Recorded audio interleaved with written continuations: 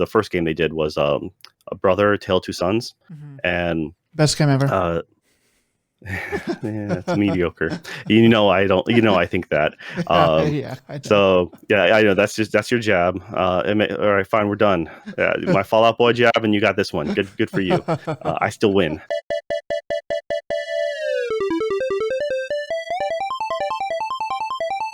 Hello and welcome to the bottom of the internet. This is another Dead Pixel, the podcast that never stops, never stopping. I am your host. My name is Nick. Here with me today is my good friend, a man who uses twice as much toilet paper as you do. It's Joe. Joe, how you doing? That is a lie. I have a bidet, motherfucker. I'm one of those weird people, but Japan spoiled me. I mean, having when I went there for high school, and then they had, it's like, there's a toilet with a power cable plugged right into the wall. And I'm like, wait a minute, I was always told never to mix, electricity and water. And you want me to pee into something that is literally plugged into an outlet? But yeah, those things are actually really dope. And I've never used a bidet. I have seen a bidet and I have seen what happens when it is used, but I've never used one myself.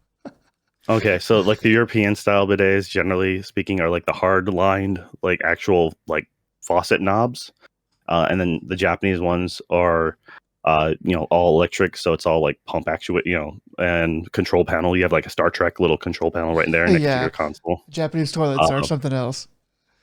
Mine has a fucking remote. It's like I'm like, what? Well, yeah, in case I want to use it when someone like prank someone when they're like using my toilet, I guess. Yeah. But yeah, so I don't know why mine came with a fucking remote, but it did. It's easier than having the control panel right next to it, I suppose, like hard lined. But even the casinos in some of the casinos in Korea, those ones had bidets in them as well. But I mean, Japan, train stations and all that other stuff. Almost, I mean, it's nice, especially when they don't have central heating. Yeah, I suppose that would be nice. It's because it's warm, right? Yeah, well, you can have it so it's a heated seat. You can have heated water. Yeah. For those who don't know, a lot of the Japanese toilets at homes, they're the traditional like European water closet. So it's literally the toilet in a box, in a little cabinet. So you open it up, and that's all it is. It's just this like tiny. You're walled in. So if you're claustrophobic, it's kind of messed up. And it's generally a fan with vents that literally blow out to the house. So if it's too windy, you can get the draft coming right into the vents. So it sucks during winter. Especially where we were. I never really thought about it until I took drafting, but until I took a drafting class, and we were drawing stuff in a house, and we drew a toilet, and it was like in open space, sort of. It was against a wall, but it wasn't like, it didn't have anything on three sides. And the teacher came over and said, no, you have to put something next to that. You have to put it near a wall or something. And we were like, why? It's already next to a water wall. And he's like, well, if you have you ever sat on a toilet and like it was, you had nothing around you. You just feel like I don't know. So what is that? What is that about needing it's the open. Yeah, you feel exposed. That's what it is. It's because it's our animal brain telling us that we're exposed in the woods or something. Yeah, it's it's that denning instinct. You have to know that you're secure when you're literally at your most exposed. You're That's true. No one wants to go out like John Travolta in Pulp Fiction, right? Someone just bust open the door, just gun you down right there. Yeah, that is like your worst fear. Yeah, that's wild, man. I've been trying to. So I almost didn't have this stuff ready for the podcast today because last night, in all of my glorious wisdom, I decided to try to put in a new hard drive into my computer, a new solid state drive, because the one that my C drive is on right now is 125 gigabytes, and that worked for a long time, but programs are just too big now, and everything wants to go on your C drive. Like everything just wants to be on there. So there's some things that I can't not have on the C drive, and it's just becoming a problem. So I was like, okay, I'm going to order a new one and then transfer it over. So I started trying to do that last night, but like my motherboard, for some reason, I think some of the ports, the SATA ports are screwed up, or I don't even know. But like I can only plug in 4 drives right now, and it's a massive pain. So like some of them are working and then some of them aren't. I'm having to plug and unplug and replug. Um, it's just been really difficult. I don't know why. I thought this would be like the easiest thing in the world to do, but it has not been so far.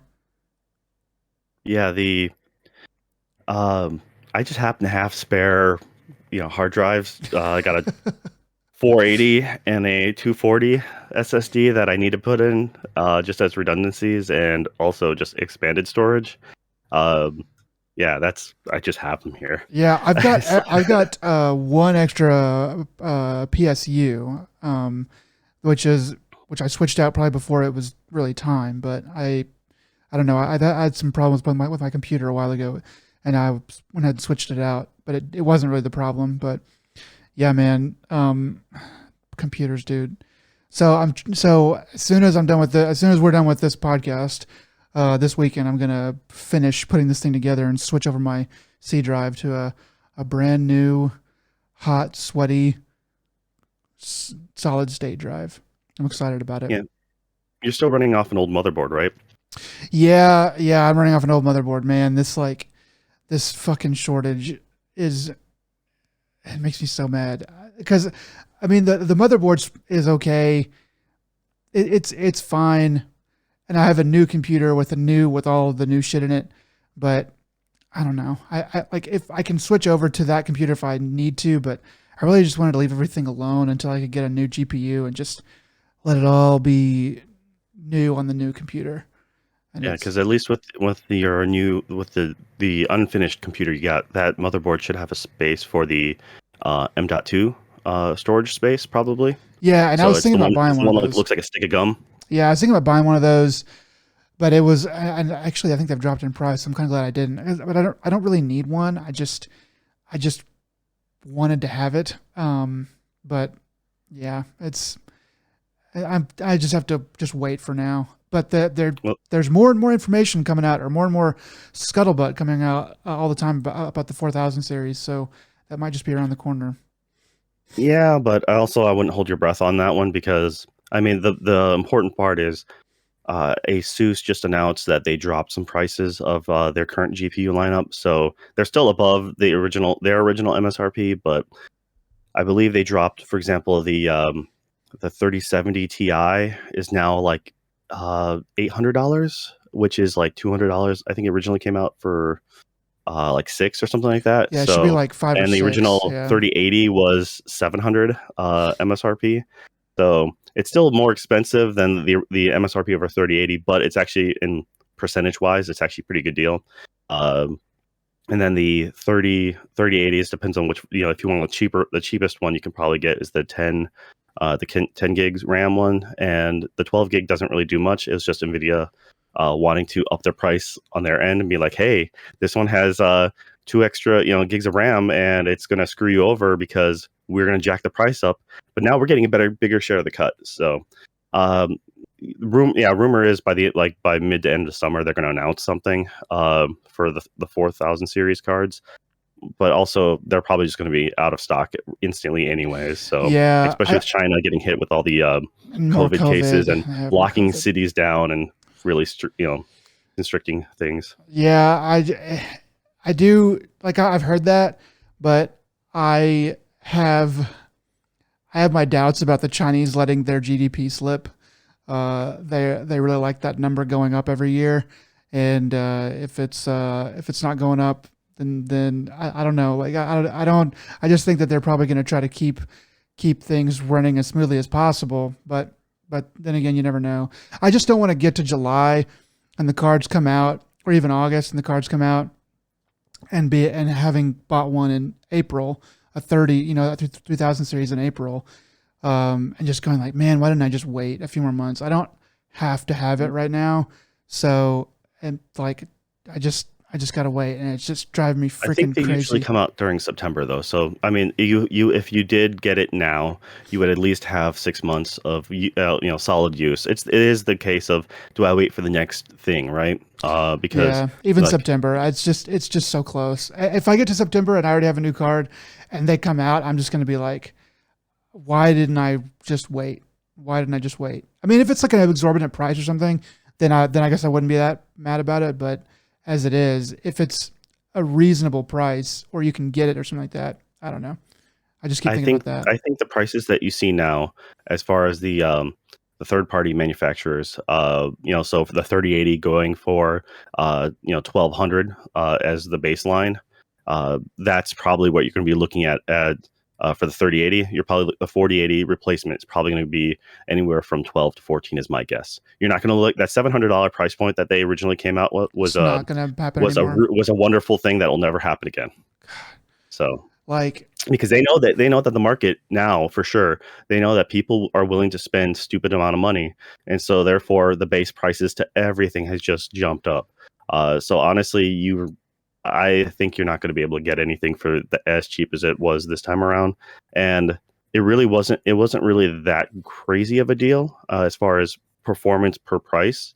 It was about the same as previous generation originally, but like I said, the market being as what it is and mining and stuff, crypto, you're everyone's going to buy out the new 4000 series cards, and your luck immediately, yeah, is going to hopefully be that the prices will drop on the 3000, uh, or you can buy to go to the used market, and that's going to be a crapshoot because you're going to have these cards that were run pretty hard for like a year or two, depending on when you pick it up, and those things are going to be they'll have a shorter lifespan overall, but if you're lucky, you'll be able to pick it up at a much discounted price. So, yeah, you got to choose your battles there. yeah. I think I'm still gonna just wait. I just gotta wait and see because it's too it's too risky not to me. It's just too like you're already paying too much. So if you're gonna pay too much, you may as well get the new thing. Because I mean, what price are we talking about right now for the 3080s? Because I'm still saying Uh, like 1300. You know, yep, that's about right on the cheap end. Is 12 to 13, roughly around 13 for the cheaper stuff. Like I think the Asus Tough, because like I said, they just dropped some. They dropped about $200 off a couple of them because some of the tariffs from China had lifted, so the import cost isn't as expensive, and at least that's the way they're equating it to. And they dropped it from I think it was like 15 to hmm 1300, and at least that's what like Micro Center was advertising it as. I thought about, even though I have a functioning computer right now, but I thought about buying another one just because like it's there and available, and then like I can buy my wife's current upgrade her stuff because she's running the 97 or 970, yeah, and our that CPU in that was really old, but she doesn't need she doesn't want anything more than 1080 right now. She doesn't she usually just does. Uh, Guild Wars 2 if she plays anything like that. There's a few other games that she might play on, but for the most part, she does not care about having 4K display or yeah, and we and for the most part, I don't really either, except that it's a bottleneck to like do like anything else, like uh, like the 970 I have is good for everything I need to do, but I do want to get a 49-inch monitor at some point, um, and play games on it, and that's going to be harder. And then eventually, I also want to get like an OLED, like a C1 TV, and maybe like run games on that as well. And then the like video editing and stuff, they kind of want you to have more graphical capability to do more stuff. So it's just like this is the bottleneck that everything that I want to do has to go through at this point. So it just sucks. But yeah, it's like I said, it's not going to be a good market for a while. I don't see things getting really much better. The current GPU prices have been dropping, getting back down to month by month now for the last 2 months has been coming back down to more quote unquote normal prices, but they're still above MSRP by like 20% at minimum. So okay, yeah, yeah, that's the chaos. That's the horrible world we live in. It's a you nightmare, you you but you well, really should have just bought a pre-built. I'm sorry to say, if you bought Uh, the pre-build, you don't get the joy of building it yourself. But like that's if anyone, that's my recommendation to anyone is if you need a whole set, like if you need CPU and GPU, yeah, honestly, you might as well just buy it. Unfortunately, if you have a case you like, you're like, well, you can still use the case yeah, and you maybe can just swap your transfer old one everything to over. the Yeah. case you don't like. How much was yours? I paid 2,300 for mine, 22 or 23, and that one had a that was a 3080, the 10, the 10 gig model, and that was 2 months after, um, 2 months after release. I knew that it didn't look like it was going to get any better, and that prices were only, like looking to go up. And I think that was roughly around the new year where they did announce new tariffs on China or something like that. So I knew that things were going to get more expensive for import costs. So I went ahead and took the gamble, and I just went ahead. I was able to get a pre-built from Micro Center, I and don't think I could have the afforded that at the time. I think that was I know that I had thought about this stuff, and I just thought that the GPU market would either would get a little bit better, or I mean would have more money later. And I could buy it, but it would just it's just so close now that it's like it's dumb. I'd saved up. I had money put aside for a new build for a while now. So it ended up costing. If I built it myself, I think I would have saved $200 or $300 in the end. It came with Mm, the 1 terabyte NVMe SSD. It came with the only two or three caveats that I had to give up on was I wanted the new AMD chips at the time, and I had the build came with the 10900KF, yeah, and so it was still really good, just not as good as the AMD chips. So I'm like, all right, well, that's one thing I can, it's like it sucks, but oh well. The case I'm not the biggest fan of, and so I might upgrade the case in the near future. Also, the PSU isn't it's like a 80 plus bronze. So I'm like, I'd like, and it's yeah. 750. Ride that 750 is enough bronze. power. I mean, so it's one of those things. I'll upgrade the power. I want to make this. I want to make it do a custom water loop soon. Yeah. So, but I waited for 1 year to pass so I can at least have my warranty end, and then I'll go ahead and I'm thinking about it.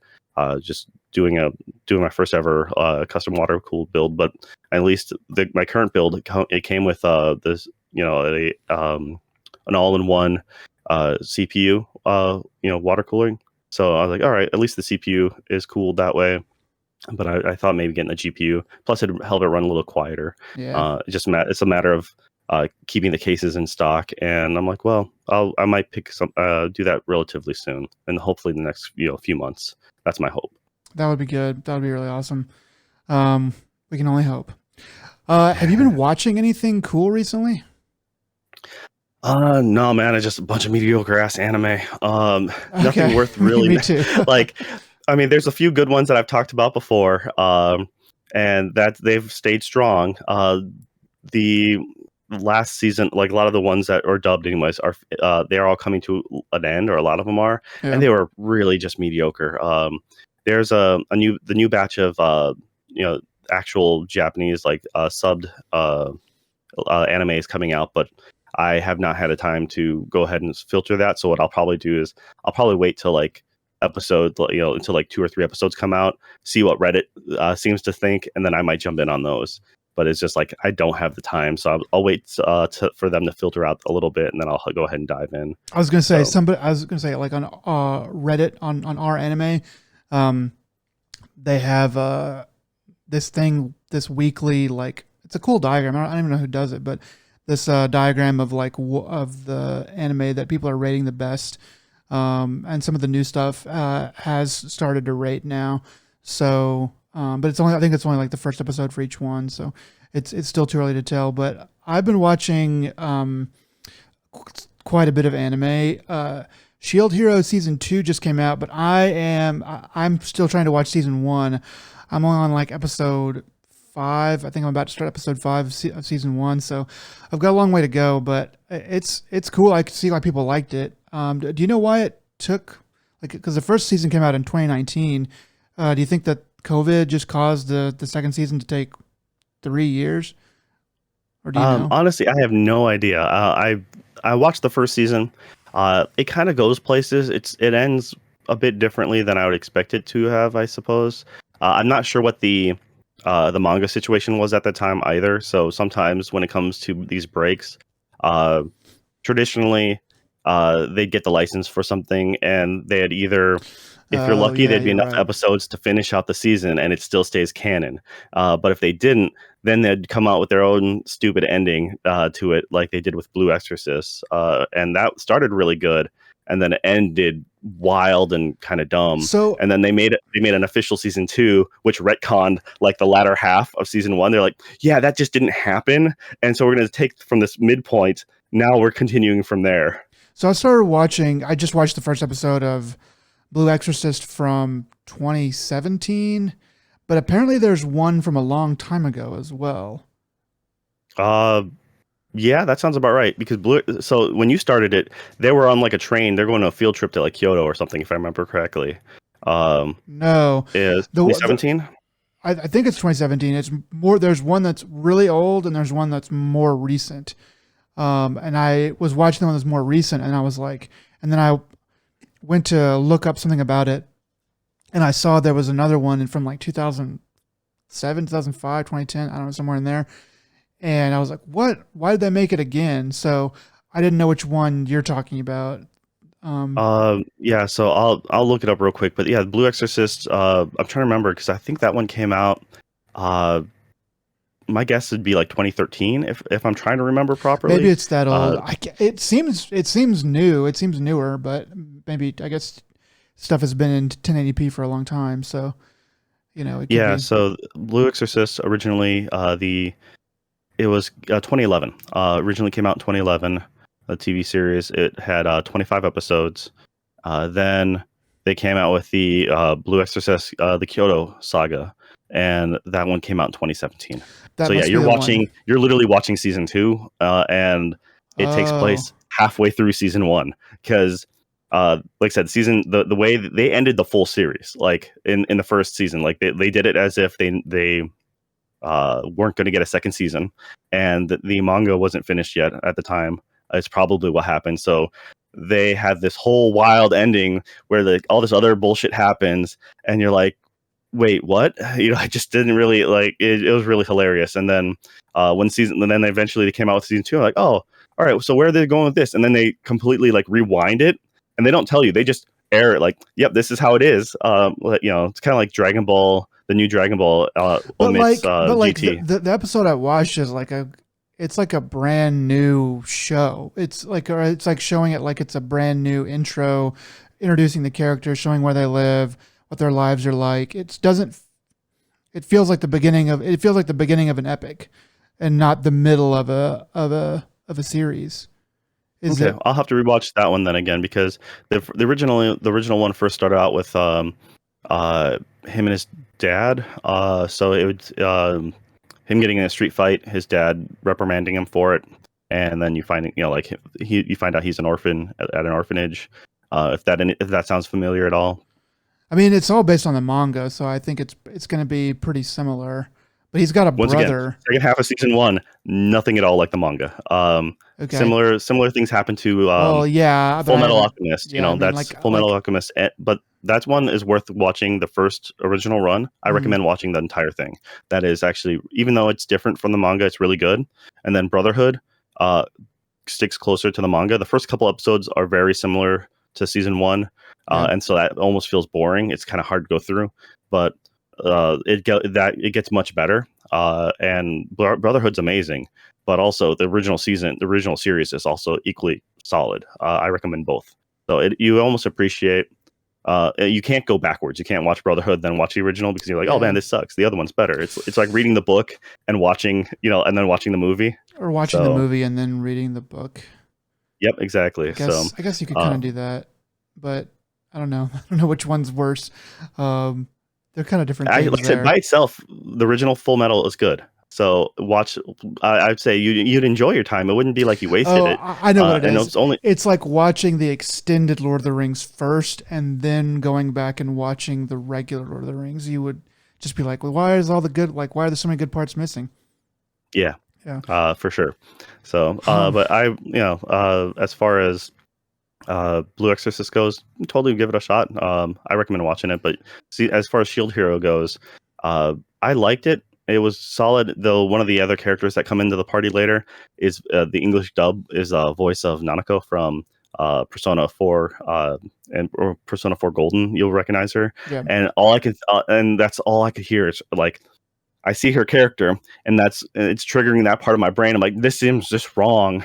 I just can't. I've heard her voice. So I played that game so many times. I'm like, it was hard for me to wrap my head around that. I'm like, okay, eventually I got over it, but it took a while. Yeah, those characters are always going to be those characters. Like I heard, like I've been watching Samurai Champloo in Japanese, and I recently switched over just to see what it was like to the dub of it, and it was the same actor that plays Spike is playing. I forget the main guy, or one of the main guys in Samurai Champloo. It's the same voice actor, and I was like, no. No, I can see what they're going for, but I just couldn't. I was like, I can't do this. My brain will not accept this at all. What's even worse is there's a different anime called, I think it's Gun and Sword, and that one it's Spike with a witch's hat. It is literally Spike's character design, but he's wearing like this pointed witch's cap, and it's so dumb. And I couldn't. That was really hard for me to watch, just because I was like, why did you just? You can change the character design. It's okay to change the character design just a little bit more than that. Yeah, I've been watching some other stuff too, but it's not particularly it's not really amazing. But the Shield Hero did kind of catch me. Oh, I mean, I guess I've been watching My Dress Up Darling. That's been really good. You finally started catching up on that one. Yeah, I'm through episode 8. I haven't had a chance to watch any more though, but yeah, it's a really good show. I don't know, like it's good. It's pandering, but it's a sweet show, and it's well done. There's never a dull moment in it, I don't think. My wife and I really like the character reactions to a lot of things. It's nice that she openly admits to herself. Slight spoilers, guys. I mean, but she admits to herself that she actually loves him, and like it's kind of refreshing that there's actually an omission to that, not just being like hinting at heavily. But yeah, and they're just character reactions on everything, both guys and girls, is pretty solid. But yeah, what do you think? Like, so I told you about episode 8. Just I hinted at it before, being the latter half being very different, like out of nowhere. It's just like, and we're at the beach, and it's just like I found that art style to be really interesting, because I felt the way they animated it was something else, and I actually really liked his the main character. I can't remember his name now, but his Gojo is his last name. Gojo. But yeah, And how his reactions to things, because everything's brand new for him for the first time, because he's never actually hung out with friends or done anything outside other than doll making. So yeah, it goes a little more towards slice of life right there, where it's like kind of just appreciating the characters and their personalities pretty much by themselves, because at the beach, like there's something that other anime does at the beach, but this anime is not really doing that. It's like, but it's just kind of this plain open area with nothing for them to interact with other than each other. And it's cool. It's a touching moment there. And then with the bird, it was pretty cool. That was pretty funny. It's really funny when he throws the fries and it catches it. I mean, he's just like, all right. He catches the fries, and then he flies away. He's like, all right, that's all I was looking for. Let's just try to get your last bit of food. Yeah. The beginning of that episode, though, I know I texted you this, but I just thought it's the most perfect example of what it's like when you start to look into camera gear, because at the beginning of the episode, they're talking to Juju. Is that her name? That's her cosplay name. Her Yeah. cosplay name, and her sister, and they're talking about camera gear, and he starts looking at prices of camera gear, and it's just exorbitant It prices. goes from like 300 to like 500 to like 1,000, and then he looks at it like a 2,000 something. He's like, "Why would you sell the lens separate?" Yeah, it's funny because he's like it's this much money. It's like, wait, it's the lens is separate. Like, and look at how much the lens costs. And that's exactly what you feel like when you start getting into camera stuff. You're like, how does anybody ever afford to do this? Because it's wild, but it's a good show. I haven't watched as much of it as I have some other ones because, like that one, AKB's and Osama ranking are ones that I really like a lot. So I try to save them for like when I really feel like watching something good and not just like walking around the house or whatever, or something I know I'm gonna at a time where I know I'm gonna finish the show, and not pause it and then do something else. So it's slow going for those, but I do really like them a lot. Yeah, the those three are the peak of the current season, or the ending. Now it's ending, at least in the Japanese ones. The It's still going on English dub, and that's what I'm listening to as, because I don't have the time to really focus and read subs, and I'm not gonna, so It is hard. though It is hard. two of them, Akebi's and My Dress Up Darling, are both on drop on Saturday. So that's always a nice thing for my wife and I. We're like, okay, cool. We have something to look forward to today on the weekend. Either kids are down for a nap, we'll watch an episode, or we'll watch it at the end of the day. And like, it's really nice to unwind with that. The only thing I have been watching kind of in the background has been that's semi new for me, was the Shenmue animation. Oh And yeah, how's that going? they've oh man, it's pretty bad. But it's good kind of bad, because it's they Oh, took the game and they went ahead and just animated it. There's a lot of stupid shit, and like, so if you've ever played the game, it's, I can't for those play of it you who don't now. know, it's an old, originally came out on, I think, on the Dreamcast. Um, Shenmue. Shoot, I can't remember, but they re-released it on the Xbox. And it was a really neat fighting game. I think Sega made it originally, and It's it had groundbreaking. this, That what game was groundbreaking. It was like, uh, a, it had all these cinematic features. It was one of the first games to ever have QuickTime events, and so that was like, holy shit! I'm playing this movie. It's now most people hate QuickTime events, but that was so novel at the time, because yeah. you're running through the docks and you're pressing buttons, jumping through and over things, and you're like, wow, this is awesome. This is so immersive. And yeah, it's also looked fondly now as a good bad game. So it's like some of the things you have to do or grind is really obtuse, and it fits in that, oh, Japan silly, like, this is how Japanese games are. These are just really weird. Well, Uh, I eh, mean, a lot of things about that game is that they didn't know how to deal with this stuff yet. They were like, okay, we can do this, we can do that. This 3D space was really new, at least at that level. So they were like, well, we can do all this cool stuff, and they just didn't know that it was going to be boring, that it was going to be like irritating. well, that Like, level of cinematography, though, they went for a story, like, they really did. But yeah, then again, the director kind of got up his own butt when he's like, yeah, this is only chapter, like, the first two chapters of like something like 15 plus chapter. It was ridiculous. it, He had this great epic scale thing going on in his mind, and then lo and behold, it got like shelved forever. And then they came out with like part 2 and 3, and it's still not finished completely. I thought, I don't remember. I gave up on thinking about how it was going to end.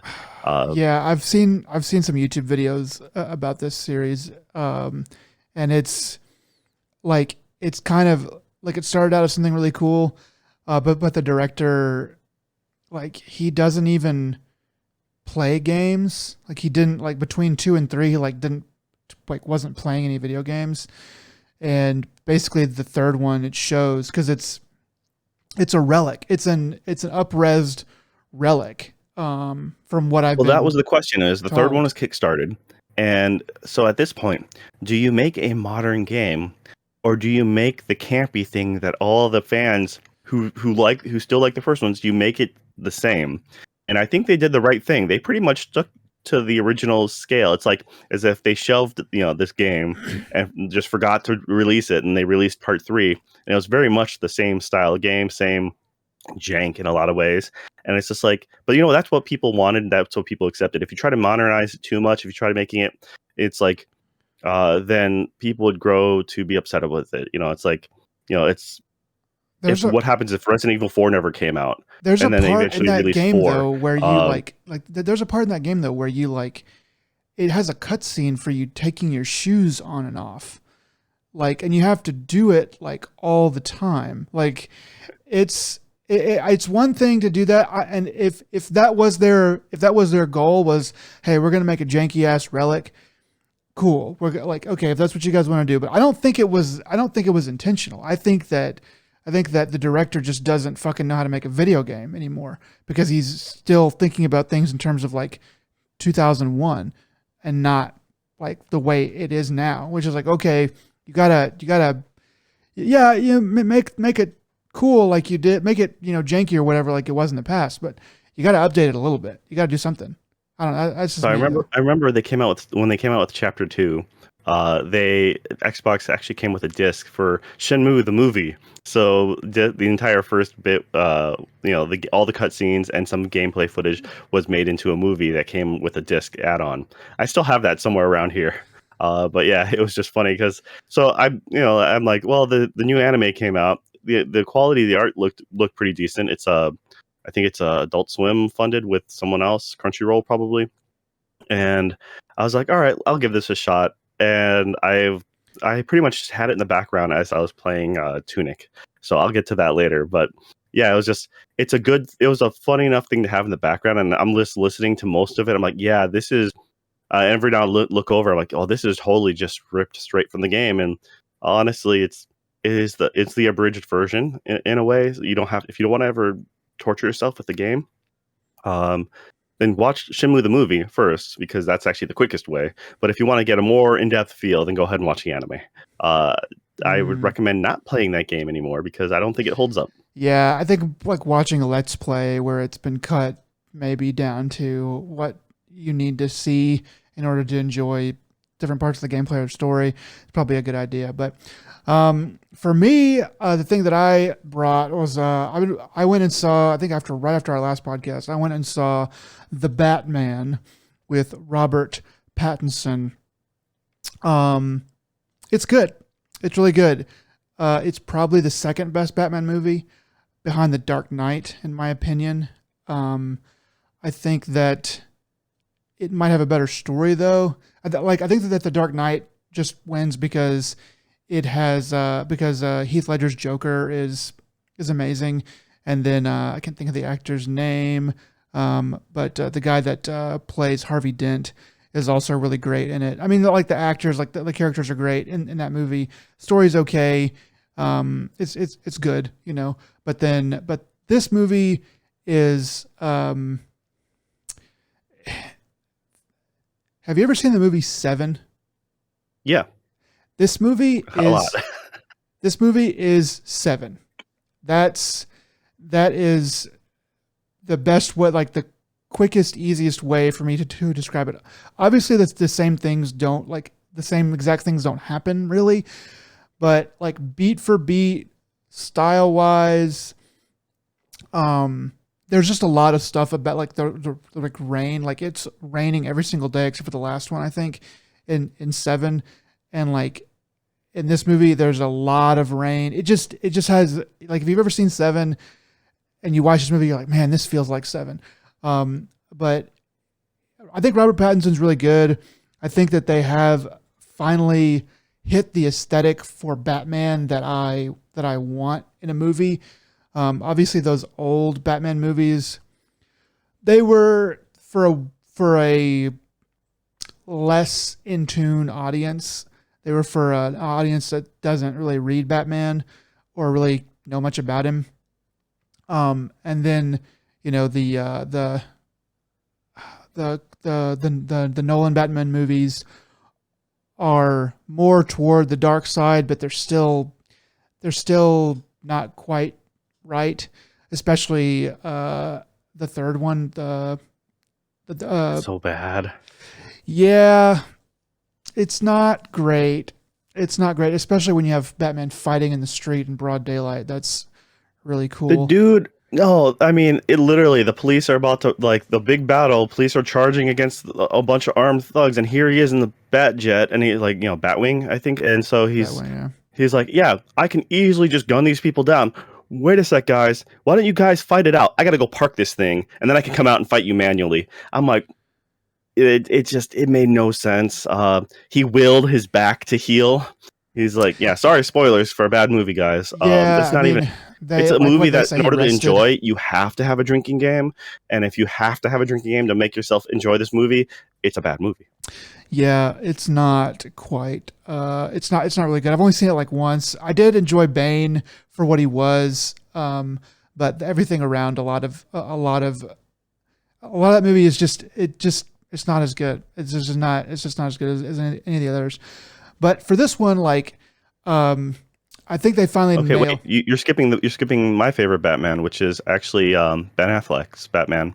Well, the last DC movie I saw was Batman v Superman, which I fucking hated that one, and it made me stop watching all their movies together. But I actually really like the way they portrayed Batman in the beginning of that, because he was like more Batman Year One than anything. If you ever read Frank Miller's Batman Year One, I think it was Batman Year One, yeah. So that one was very dark, very gritty. He's been there for a while, but he is legitimately feared by people, and he was creepy because he did the wall crawl, and it was a fear that they didn't like, a real fear, not just like, oh, we got to better watch out. He can be like, no, it's they feared Batman like they feared the cops.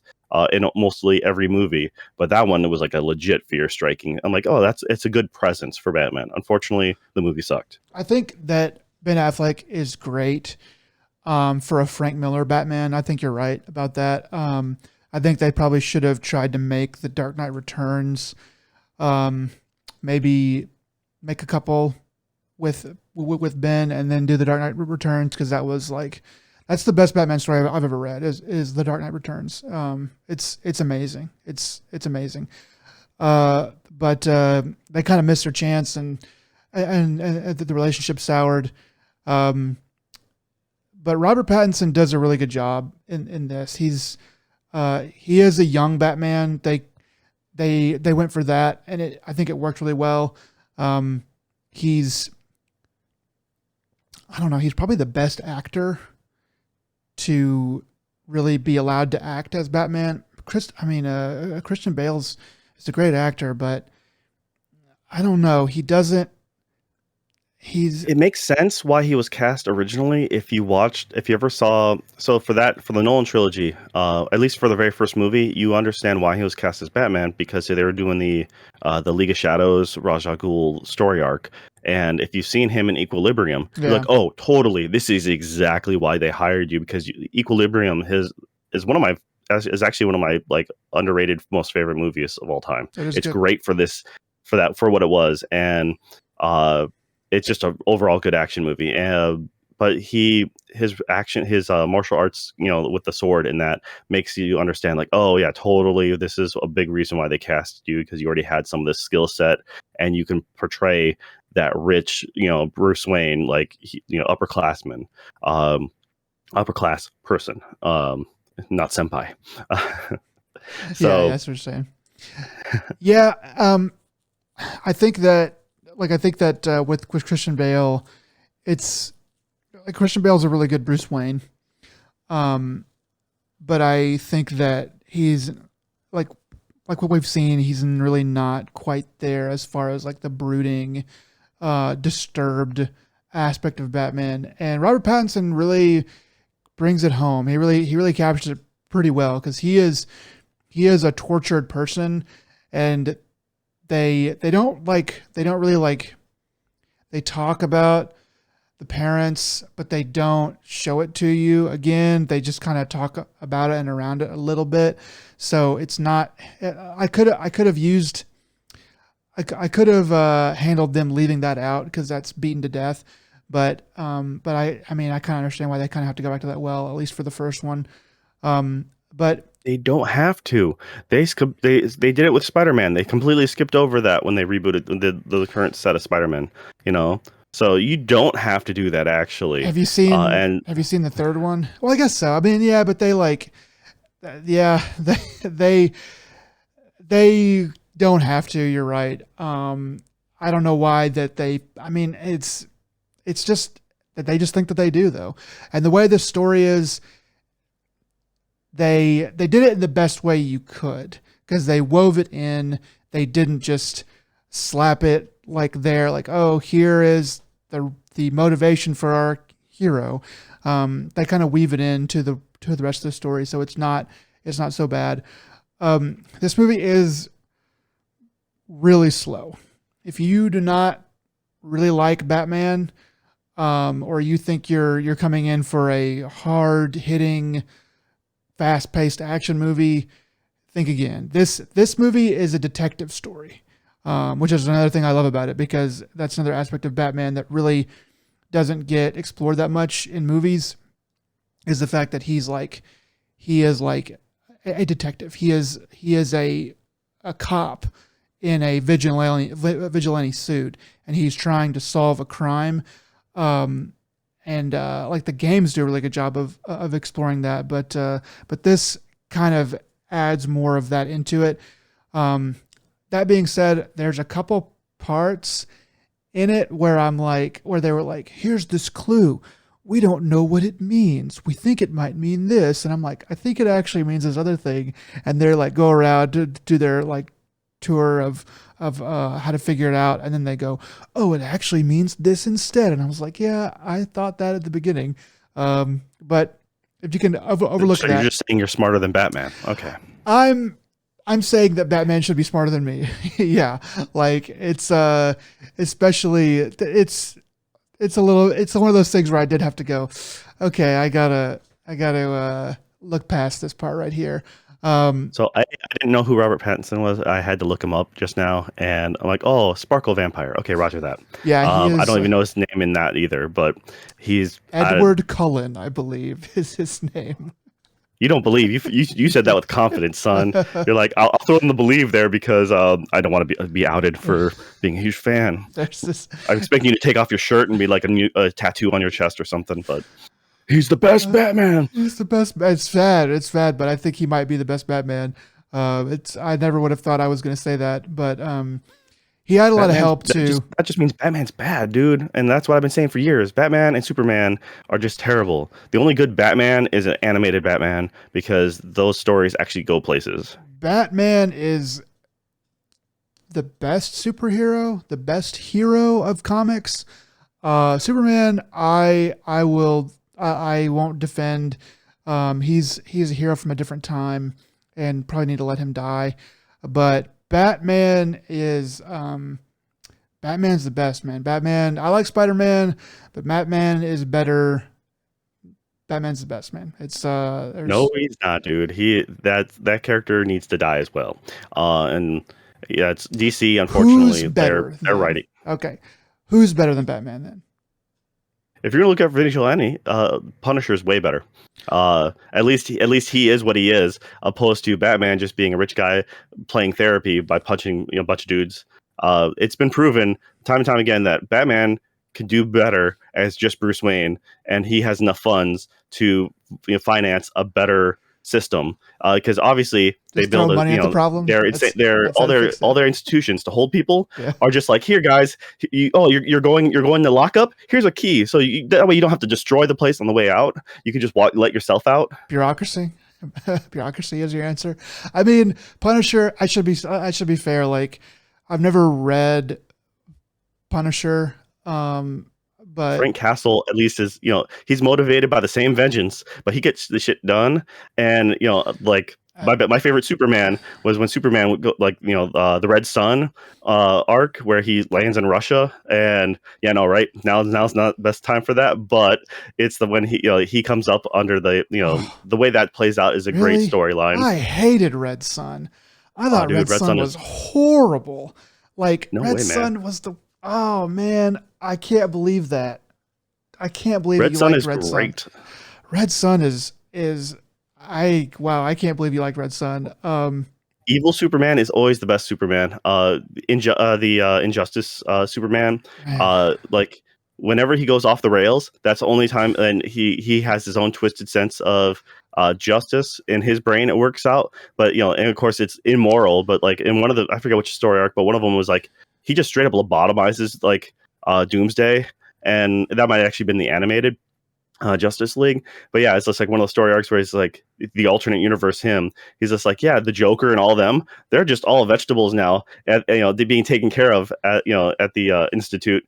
They're like, yeah, no, here you go. We're like, here's another dude for Arkham. He's not going to hurt anyone. He's not going to come out to cause any havoc. He's just having fun watering flowers. That's it. so You know, like Red Sun, I did read Red Sun because I thought that the premise is amazing. The premise for a Red Sun is fantastic. It is a genius idea. It's like, well, what if he didn't land in Kansas? What if he landed like in Soviet, like in the Soviet Union?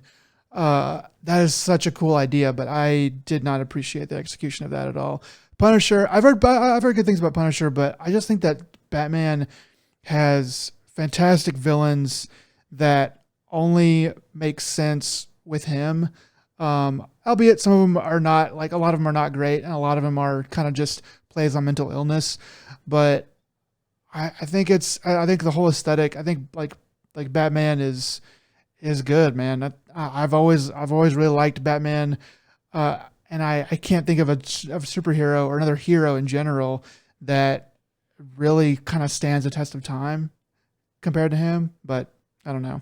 doesn't stand the test of time though. But then again, most superheroes don't. I mean, that's the thing is, fundamentally, they're all flawed and they're all bad. It's just a matter of what cool shit can they do. And so if you want, if you want super rich, billionaire, then you got, it's like you got Black Panther because he has the cool tech, he has the fortune to back himself up. I mean, he has the lineage of, he has more of a right to be a hero than, that's like, so there's that. He does the same job but better. You got here. I mean, I feel that if Batman was, portrayed better, some of the comic runs are really good. Yes. Mhm. Some of them are the best. Like Art. they're top tier, hands down. But as a whole, like I said, there was a reason why Batman's so meme worthy is because he is kind of just a joke. You know, Well, unlike Superman fans who no, some of those people you just can't talk to. it's Um, it's they're meme like diehard like Trump supporters. You just no matter what, like Superman will always be the best. Superman is a problem. Superman is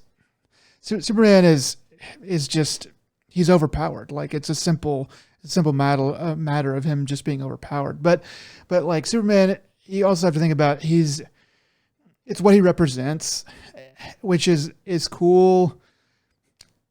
Like we just shouldn't have. I don't know. We just shouldn't have so much Superman. We should have probably one. We should probably have Action Comics and let that story just the best artists always work on Action Comics, and we just leave it at that. We don't have all these different ones. Batman's too. I don't think we should have multiple different runs of Batman because it kind of just waters it down. But I think for memes, I think Batman works as a meme because he's just in the public consciousness. It's such a weird thing. But I was thinking about this the other day. Like if you had tried to go back to 1920 and told people, which they had movies back then, but told people in the future, in 2020, 2022, we're going to be watching movies about a vigilante that dresses like a bat, and everyone's going to take it super seriously and think that it's super, well, not everybody's going to think it's super cool, but it's going to be what's going to be considered like pop culture and cool. People back then would have just said, what the hell happened to the future? Like, it's wild, but it's crazy, but it's like You could just tell them you could make a phone call from your watch, and then their minds would be blown. Though I know, all of that's wild too, because they'd be the like, first talkie came in the like early 30s, late 20s, probably late 20s. But yeah, So like I'm just saying, they like just got sound for the first time. They let alone if you played them John Williams, they'd shit their pants thinking like, oh man, this is from a movie. You know. Yeah, I know. It's just wild to think that like you can watch a movie like Batman, any of the Batmans, and take them and not just laugh yourself out of the out of the theater. You know, like it would be like saying like there's a movie called Cowman, and everybody is like really crazy. It's like crazy about it. Everyone thinks it's awesome. It's wild. Anyway, that's kind of going off on a wild tangent, but um, there's a Colin Farrell is in this movie, and it is, if I mean, you've probably already looked at the cast list, but if you haven't and you're listening to this and you're going to go see it, you should not look up the cast list and try to spot Colin Farrell. It is wild. He's in the movie, but he is very hard to see. And I kind of figured it out after the movie. I was like, well, he's in there, but where? And I was like, and then I looked it up, and I was like, okay, now that makes sense. But he should get a nod for some kind of best supporting actor or some kind of Oscar for this movie. So you actually liked his acting, all right, in this, because I had a debate with a friend. I can't name a movie where he actually made anything better. Like his characters and almost all his stuff is just so meh. Like that's why I'm legitimately like, oh, okay. I don't know how I'm like, I just assumed he just has a super good agent and he just knows the right people, because I can't see why he's still in Hollywood. There's never been a movie like, damn man, he did a really good job in that. I can't believe, like, he was the right man for that job. He's, all his stuff is just always like from SWAT and was it Phone Booth? That was him, I believe. It's like, there's one of the Psychos. I can't remember. I like that all his movies are so forgettable. He was in Minority Report. He was in there's a movie called. Was he in Minority Report? Yeah, he's a cop in Minority Report. Completely forgot. Oh, I know he's in the new Total Recall, which no one liked. So. He's in a movie called In Bruges, which is a very, very strange, dark movie. That one, once again, he doesn't do a damn thing for that movie. His partner in that one, though, that was great. The ending to that movie, and then also wild. Voldemort's in that movie. Voldemort. Yeah, it's but I can't remember his name. But yeah, it's like that movie was actually really good. Ralph but I don't think Fiennes? It was because of him. I think it's Ralph Fiennes. Yeah, the movie. I'm just saying the movies that he's been in. You're right. There's not a whole lot that I'm like saying, oh, he was great in that or whatever. There's some of his more recent stuff that's kind of like hard hitting that I don't want to watch. Because I've heard one spoiler-ish question I got for you. Who plays Gordon? Okay, yeah. Hold on. Just to finish up what I'm saying about Colin Farrell, he deserves an Oscar or a nod at least for this movie, because he is invisible. Like you are looking at him all the time, and I was like, it was a while until I looked at a certain feature on this character. And I was like, I think that's him. But other than that, it took me forever, because his voice, his demeanor, everything is just, it's expertly done. Like I've never seen an actor really disappear quite like that. Okay. Is he make-upped a lot, or is he I don't know anything about this movie or this character, so that's the thing, is like for you to just be like, I just don't recognize him, so therefore he deserves an award. I'm like, it's not that, again, dude. Did he play that character? It's not just that. Like you can't recognize him, but there's a shitload of movies with actors with prosthetics on or whatever, and you're like, I can still tell that's that actor. Maybe you can't tell because of their face, but you can still tell because of their voice or their demeanor or whatever. I'm telling you, like, Colin Farrell disappears into this role. His voice is different. His demeanor, everything is different. It's not like, oh, that's Colin Farrell being a poor person or a rich person or a this or a that. It's like he's this as Colin Farrell, and then he's like this other thing in this movie. He deserves a nod. I'm not saying he definitely deserves like best supporting actor, because his role isn't that big, but he definitely deserves a nod. That's for sure. It's good. He's good. Like I was like, holy crap. Um, the best part of this movie is this car chase scene. I'm not gonna like try to like spoil it or tell everybody what what happens, but the end of this car chase scene is just freaking amazing. It's shot so cool. But you had a question earlier about the.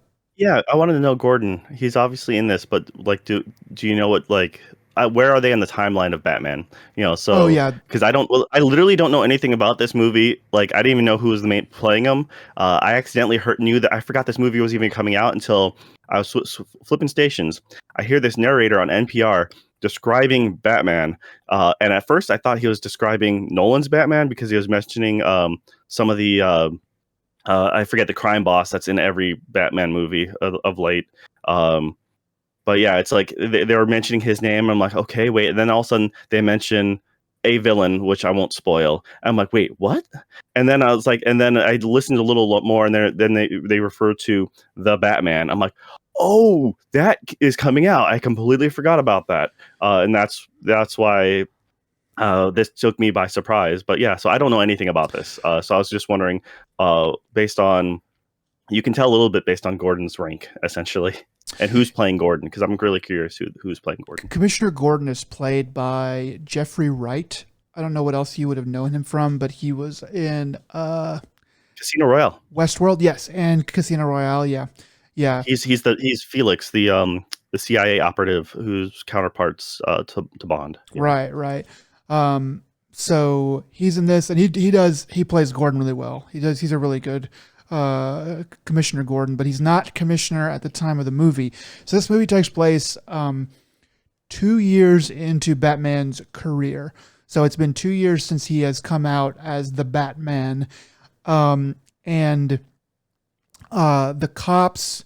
So this movie at the beginning, he's friends with Commissioner Gordon, but that's about it. Nobody else likes him, and they have just recently put in the bat signal.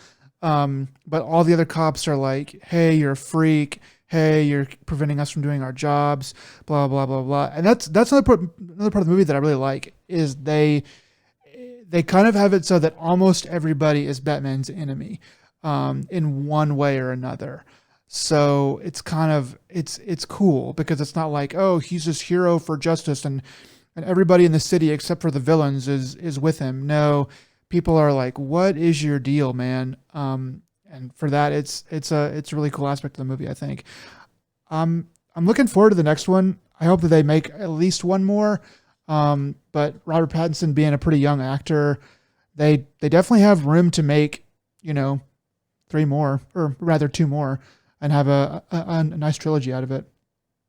You have to have a trilogy nowadays. It's almost ingrained into the DNA of everything, and you can. I honestly think that ever since I mean, granted, other movies have done it beforehand, but I think Lord of the Rings shifted the dynamic on so many things, formulaic, and so that's love it or hate it. Like everything has to be a trilogy now because that's you have a beginning, middle, and an end, and that's the easiest way for them to like do the math on that. Yeah, yeah. It's something about it in our lizard brains. Just I don't know. I think that it works. I think that we can do another one that's really good and interesting. The very end of this movie sets up a little bit of something to where you can tell it's done pretty well. You can tell that they were like, if this movie flops, then we can end it, and at least it's satisfying that way. And if it doesn't flop, then we can definitely make another one. We have that they definitely leave that door open. But it's a good movie. I enjoyed it a lot. It was super fun. I went and saw it at Alamo Draft House and had some hot chicken tenders with my movie. I don't know. I still kind of prefer to have a meal separate from my movie because I don't really consider snacks a meal, but like have a meal and then go to your movie and get your snacks. I don't know. It's just me though. Well, it was it was one of the first theaters in the U.S. that I was aware of that did the whole meal, drinks. Like you can order, get alcoholic beverages, and you can get a pizza delivered, like to you and stuff like that. And then as theaters started waning. A lot of them started having to upgrade their seats. And then they started offering food, and you had certain showings at certain theaters. They'd be like, "This theater, will offer alcohol and stuff like that." In this one, I noticed that becoming more of a commonplace thing in the U.S. But it was wild because back in when I first heard about it, it was like 2009 or something like that, 2010. Uh, I would listen to podcasts for people down in Texas, and they're like, "Yeah," they would talk about it all. I'm like, That's kind of neat." I personally don't like having. I wouldn't want the food just because I don't want to. I want to focus on the movie, I guess. And the nice thing about popcorn or candy and stuff like that is like you can eat that without paying attention. You can just give your undivided attention to the screen. But if I'm eating something like a pizza or something like that, I'm afraid that shit's going to get on me. So I'd be looking down more. Having That different was drinks is a nice availability, but yeah. that was my strategy with the chicken tenders because I was like, well, I don't want to eat a burger because I'm gonna have to pick it with both hands and kind of look at it. So, but with chicken tenders, I can at least kind of feel around for the tender and then eat it. But it had a sauce that came with it, so I had to dip it in the sauce. It was just too much of a hassle. But yeah, so that's pretty much what we've been watching. But we have been playing some interesting stuff too. Do you want to talk about what you've been playing, Joe? Yeah, sure. All right. So, um, I it's been I finally got around to last weekend. Every now and then, a buddy of mine and I will try to make time between our families, and then we'll game together. So we continued to play A Way Out.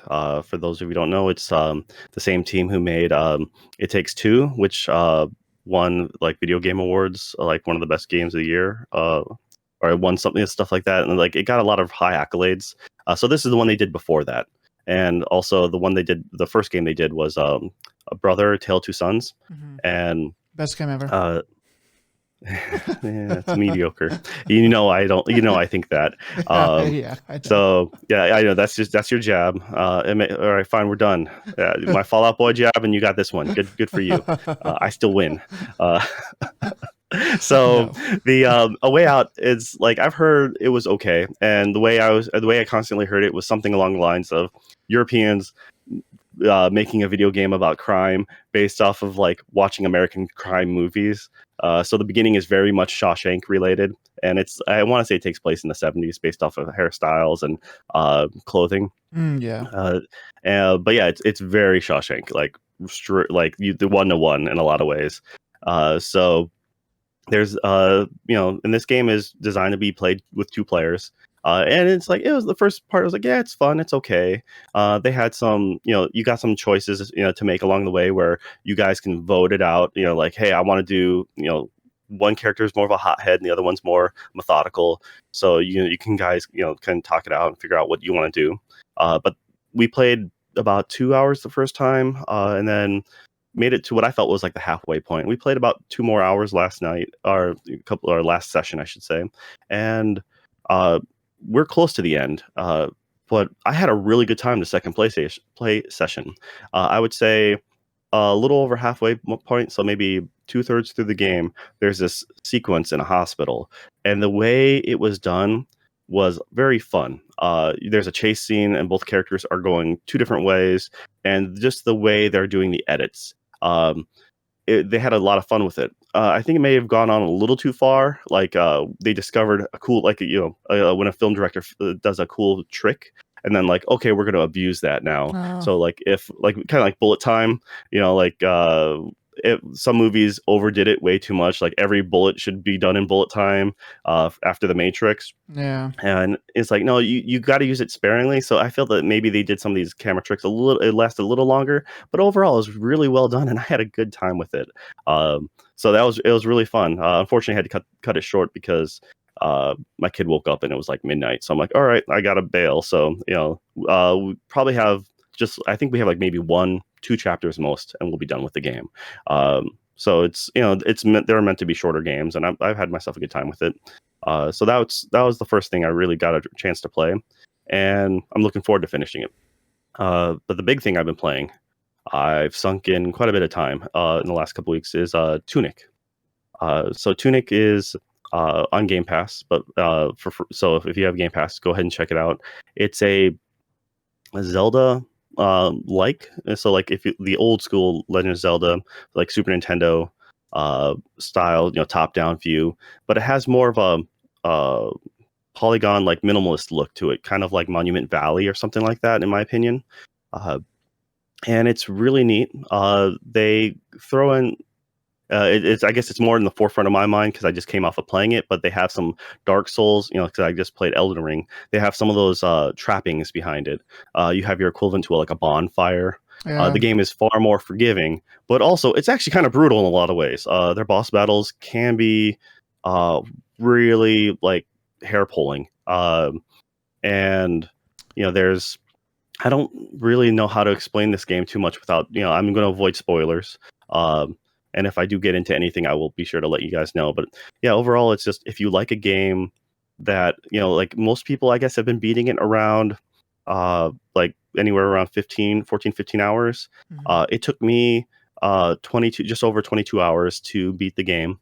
But I also uh, did everything. Like I collected all the things. I searched, I'm weird that way. Like this game does things really uniquely. They'll teach you a new mechanic, or you'll find new evidence to something, and then you're like, oh, this kind of shifts the way you look at the game entirely.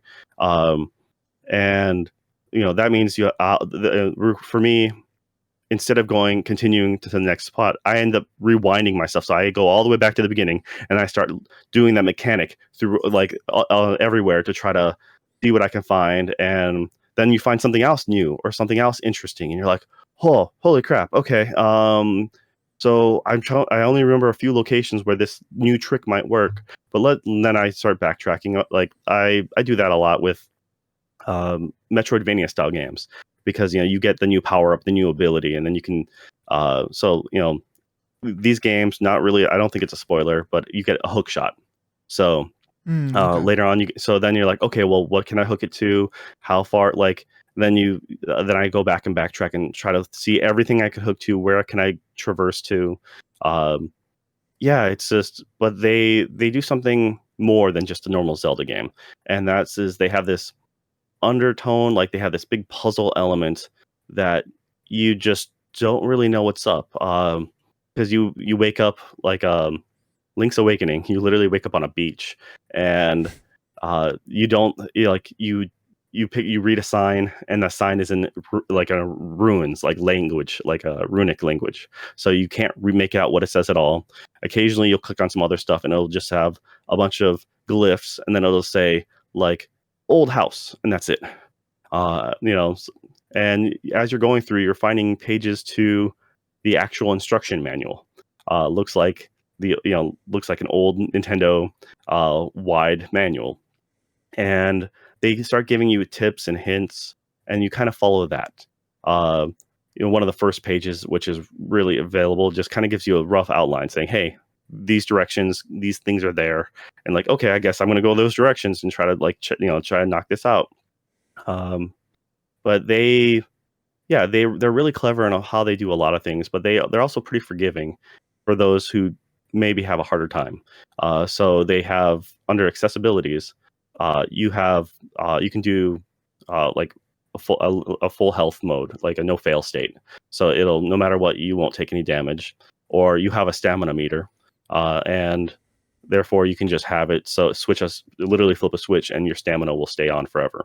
Um, First time through I played through, I didn't use any of that, but I did end up playing a second time because uh, there was some trophies that I didn't get, and it was for doing certain things in a certain order. And I'm like, okay, well, I can't do that with my old save, so I went ahead and played a new run, and I turned on both those infinite stamina, infinite health, and I just ran through it. I'm like, all right, now I know how. I just freshly knew how this game was, um, and I went ahead and knocked it out in like 4 hours, like 3.5, I think it was.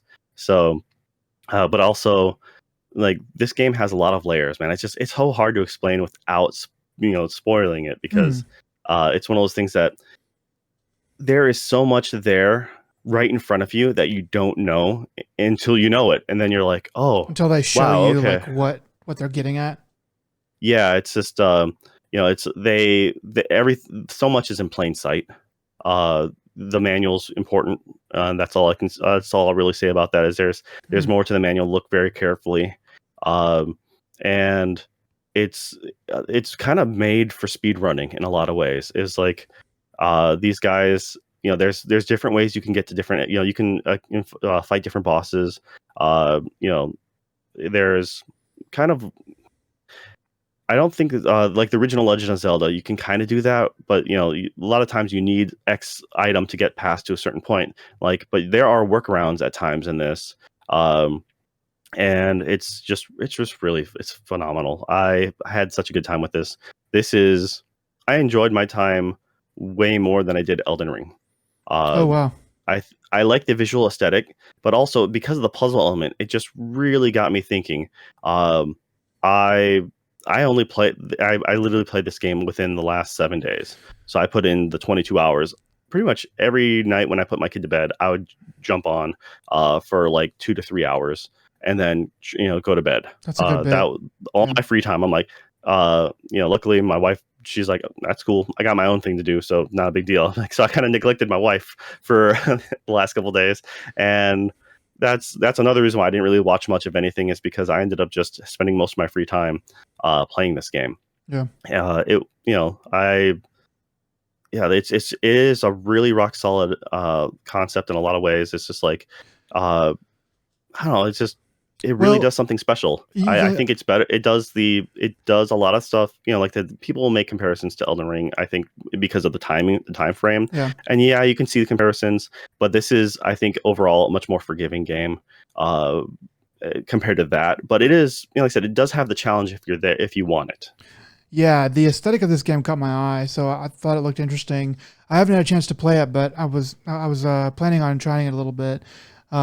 It does seem interesting, and I did hear that it was good. It sounds like you're kind of confirming that. Do you think that it's like it's a good choice for a Game Pass game? Is it a good fit there, or do you think that they might have been able to, I don't know, make more money or be more successful if they had gone just like on its own? I That's a rough one because I don't know how Game Pass monetizes their stuff. Yeah. I don't know if it's necessarily based off of downloads and plays, or I can't really say for sure. And something tells me it's different game by game and developer by developer. This most definitely got the word out there for sure, and I think that really helps. Yeah, And I mean, yeah, like for me, it's great as a Game Pass game because I don't know how much money I would actually shell out for a game like this to try it and probably. I mean, I look at this game and I'm like, I'm gonna try it and probably drop it. Um, but on Game Pass, it's like okay, I'm definitely gonna try it and I'll probably still drop it, but I'll definitely try it now. see, I'm kind of the opposite. Is if I pay actual money for it, I'm more dedicated to actually completing it.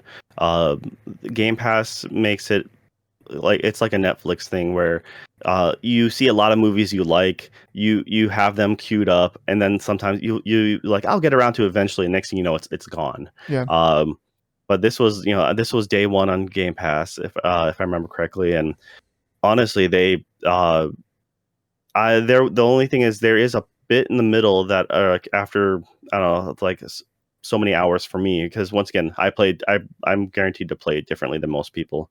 Uh, that I felt that I was losing momentum for a little bit, and it's mm, like I had a game session where I was doing a bunch of stuff, but I didn't really do a lot. It's like I didn't get a lot done in that time, and so I was like, oh man, that's kind of a bummer. I didn't feel like I accomplished much. Uh, for me, it was also like a lot of prep work, and then I kind of I set things up so the next time I played, I had much more enjoyable time. But it was like for a little bit, for like a day or two, I was just like, am I done? Like I had a really good, like it hit me really hard. I had a really good first couple little bit run, and I'm like, all right. And then I'm like, maybe I'm finished. But then I got to the point where there is these puzzles that you end up encountering, uh, and it was one of those things that's like, this is super fascinating, and everything is there, and it makes a tip that I would recommend is uh, have a pen and paper on hand. Like write Mm. shit down, an actual pen and paper at your desk. That way you can make these notations because unfortunately there's no way to make a mental note like a note in game, and or you'll find something and it just means it's so much nicer to have it on hand.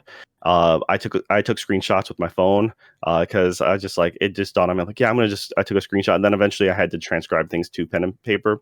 Uh, some of these puzzles like though like eventually I think towards I think it was my roughly about my hour 18 Hmm. when I was doing like the final cleanup because I like to do a game and I like to try to get 100% before beating it because you're not guaranteed necessarily to be able to walk around and mop things up afterwards. And I like to collect all the things. I like to, explore all the areas, and that's kind of what I was doing. And then some of these puzzles, they're really just brilliantly done.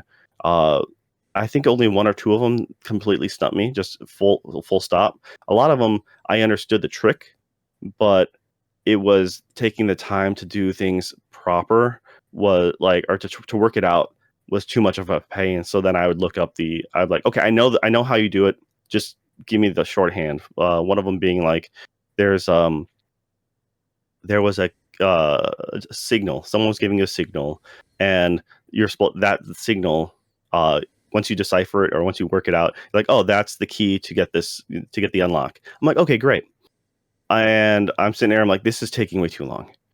I don't. I'm all right. And I thought I had the right sequence in, and it didn't work. I'm like, okay, all right. Well, I know this is how it is. I know that this is the trick behind it. So I went ahead and just looked up the answer because I'm like, I just don't. I'm running out of time. I just don't have this much free time to Yeah. dedicate to one thing. And so I'm like, and sure enough, like, okay, that's it. I accidentally had. I missed. I on my sequence, I misinterpreted two different directions, and I'm like, okay, that was my bad. That's on me. But if I continued to go off of, like it would have taken me a while to figure it out. I'm like, I'm saving myself some time. Or there was one where it's like a reflection thing. I'm like, okay, I know exactly how you're done, but for me to take the time to map it out, this is going to take me like 5-10 minutes. I'm like, nah, okay, Yeah. just give me the answer to this. I I do. solved the trick. I do have that feeling every time I have to look something up, which I try to keep it to a minimum. But I do have that feeling where it's like, man, now I'll never be able to say that I figured it out on my own, and it doesn't fucking matter. But there's something in my brain that just goes, man, I just want to do it on my own. But yeah, I mean, I just kind of let myself get real frustrated, just get to where I'm just like, man, this is I'm just not getting it. I've hit a wall. I don't know where I'm at. I don't know what to do with it. And then I just go, okay, fine. I'll just look it up. There's a couple cases when it comes to that. For me, I don't have any music background, so I'm really good at remembering a beat and melody. Like I can remember a melody very well. Like, or if I'll hear something in the back, like hey, this reminds me of two other things. Which this game does two things. One is there's a separate area in the world. It has music that was kind of like semi haunting, and I'm like, this reminds me of something like an Alan Wake or Mhm. something like that. I'm like, and then it dawned on me, I'm like, oh, it actually sounds like some of the background music for Welcome to Night Vale, and it has this like kind of neat little haunting melody. A couple of the notes are a little bit the same, and then there's this wooded area where they have this music that's playing, and I'm like, there's this like pan flute kind of sound. I'm like, oh, Chrono Trigger, total Chrono Trigger. So every time I walk in there, like I'm hearing these notes, I'm like, yeah, it's hitting that part of my brain because Mm. it's just this little pan flute like melody. I'm like, it's not necessarily one to one, but it's just reminiscent of it. Um, but when it comes to certain games, because I like to play a lot of adventure games, which are very puzzle heavy, and the good ones make sense on how they're done, not just randomly like click on gumball and click on doll and then make this door handle or some shit like that. But like some of the old uh, LucasArts games, like Monkey Island, some of them are really obtuse on how like these two things do. You use this to do the thing. I'm like that. You never really think about that. You know, just clicking, grabbing one item and clicking on everything.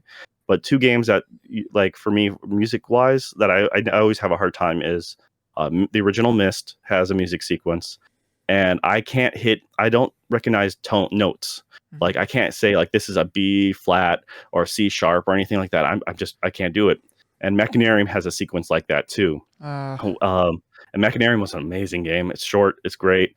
I absolutely loved it. But there's a sequence with music in that one too, where I can get it pretty close, but I can't get it exact, and I just waste too much time trying to do it. And I just don't have that skill set. So I just look it up, and I'm like, it's one of those things that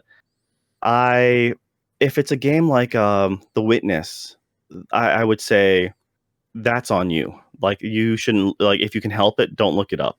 But when it yeah. comes to like, you figured out the trick, you know how it's done. Because The Witness is all based on perspective, so there's very rarely it's like, oh, it's nothing like that. But when it comes to Machinarium or something like that, I'm like, okay, here's my answer. I figured out this is what's giving me the answer. I have to input it over here on this other thing. I just can't physically do it because I can't make that discerning exact note right. So it's that one. It's like, it's kind of not like, all right, well then I'll look up the answer, because and that's how I felt about this game. Is like, there's a few things. It only happened like 2 or 3 times, and it was one of those things that. But some of the stuff in the end, it's like, it's wild, and I was very proud of myself to figure some of this stuff out. I was like, oh man, this is how it works, and this is how it connects. And like there's one of the big ones at the end. It's like, holy shit! Like, you figure out that it's so grand, and you're like, oh, okay.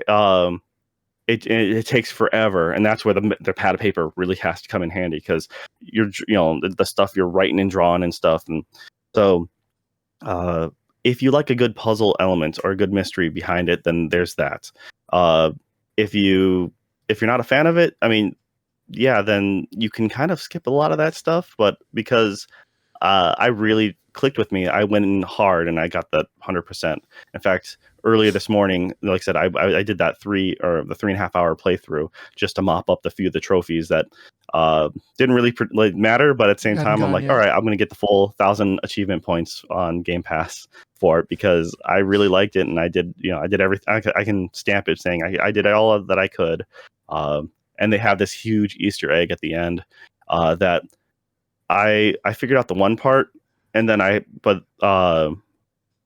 didn't. I went ahead and looked something up on afterwards, and apparently online they explain, oh, it actually goes multiple layers deeper, thanks to some Reddit people really diving deep. And I'm like, oh, I would have never figured that out. Like, it takes some real life detective work outside the game. It's just Easter eggs kind of stuff, but it's like, oh wow, that's really, I give them so much credit, the developers, to this, because it's super phenomenal. And I watched IGN has a developers watching a speed run of their game, and so two of the developers are talking over a speed run, and the speedrunner does it in like less than 24 minutes. And it's pretty awesome. And one of the developers, the guy who I think was in charge of like audio, he also worked on like Celeste, which is also a pretty hardcore game. And so he has a little more background between that, and he personally he admits to doing speed runs in the past. And so it was interesting to hear their take on speedrunning, and how they're like, yeah, we know some of these glitches are here, but we kind of leave them there because it's like, why take away the fun of the player? So it's just like, if you're skilled enough, you can do some wild stuff. And because they support it, I think it's just really cool of them. So I can't speak highly enough about this game. I really, it's one. I'm happy. It's probably going to be one of my best games of the year. I did enjoy it more than Elden Ring. I enjoyed Elden Ring, actually. I really did. It's just because it had that puzzle element. I think if Elden Ring had more of a verbal story, I'd be more interested. But this whole manual bit, I'm like, it was just, or just trying to figure out these things. I'm like, I worked my brain, and just it's more than just basic combat. Yeah, good, man. Like Tunic, it's looked cool. In that case, since you're saying that you really like it that much, I might have to put some more time into it than I thought I was going to. Because yeah, it sounds really good. I'm glad you liked it, dude. Yeah. One last bit is like I don't think it's a spoiler, but it could potentially kind of be.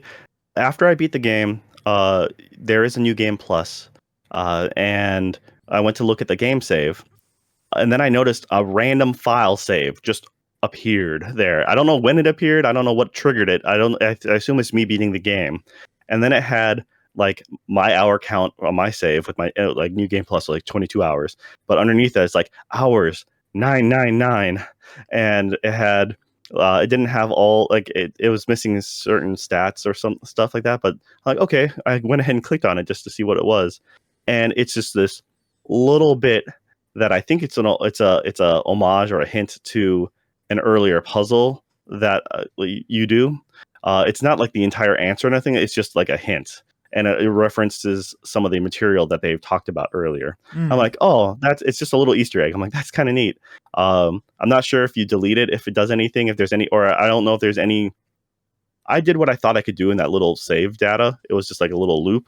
So I'm like, there might be extra secrets in there, but I explored it a little bit. I didn't do too hardcore into it, but it seemed neat, and I was just like, all right, this is just weird, but it's.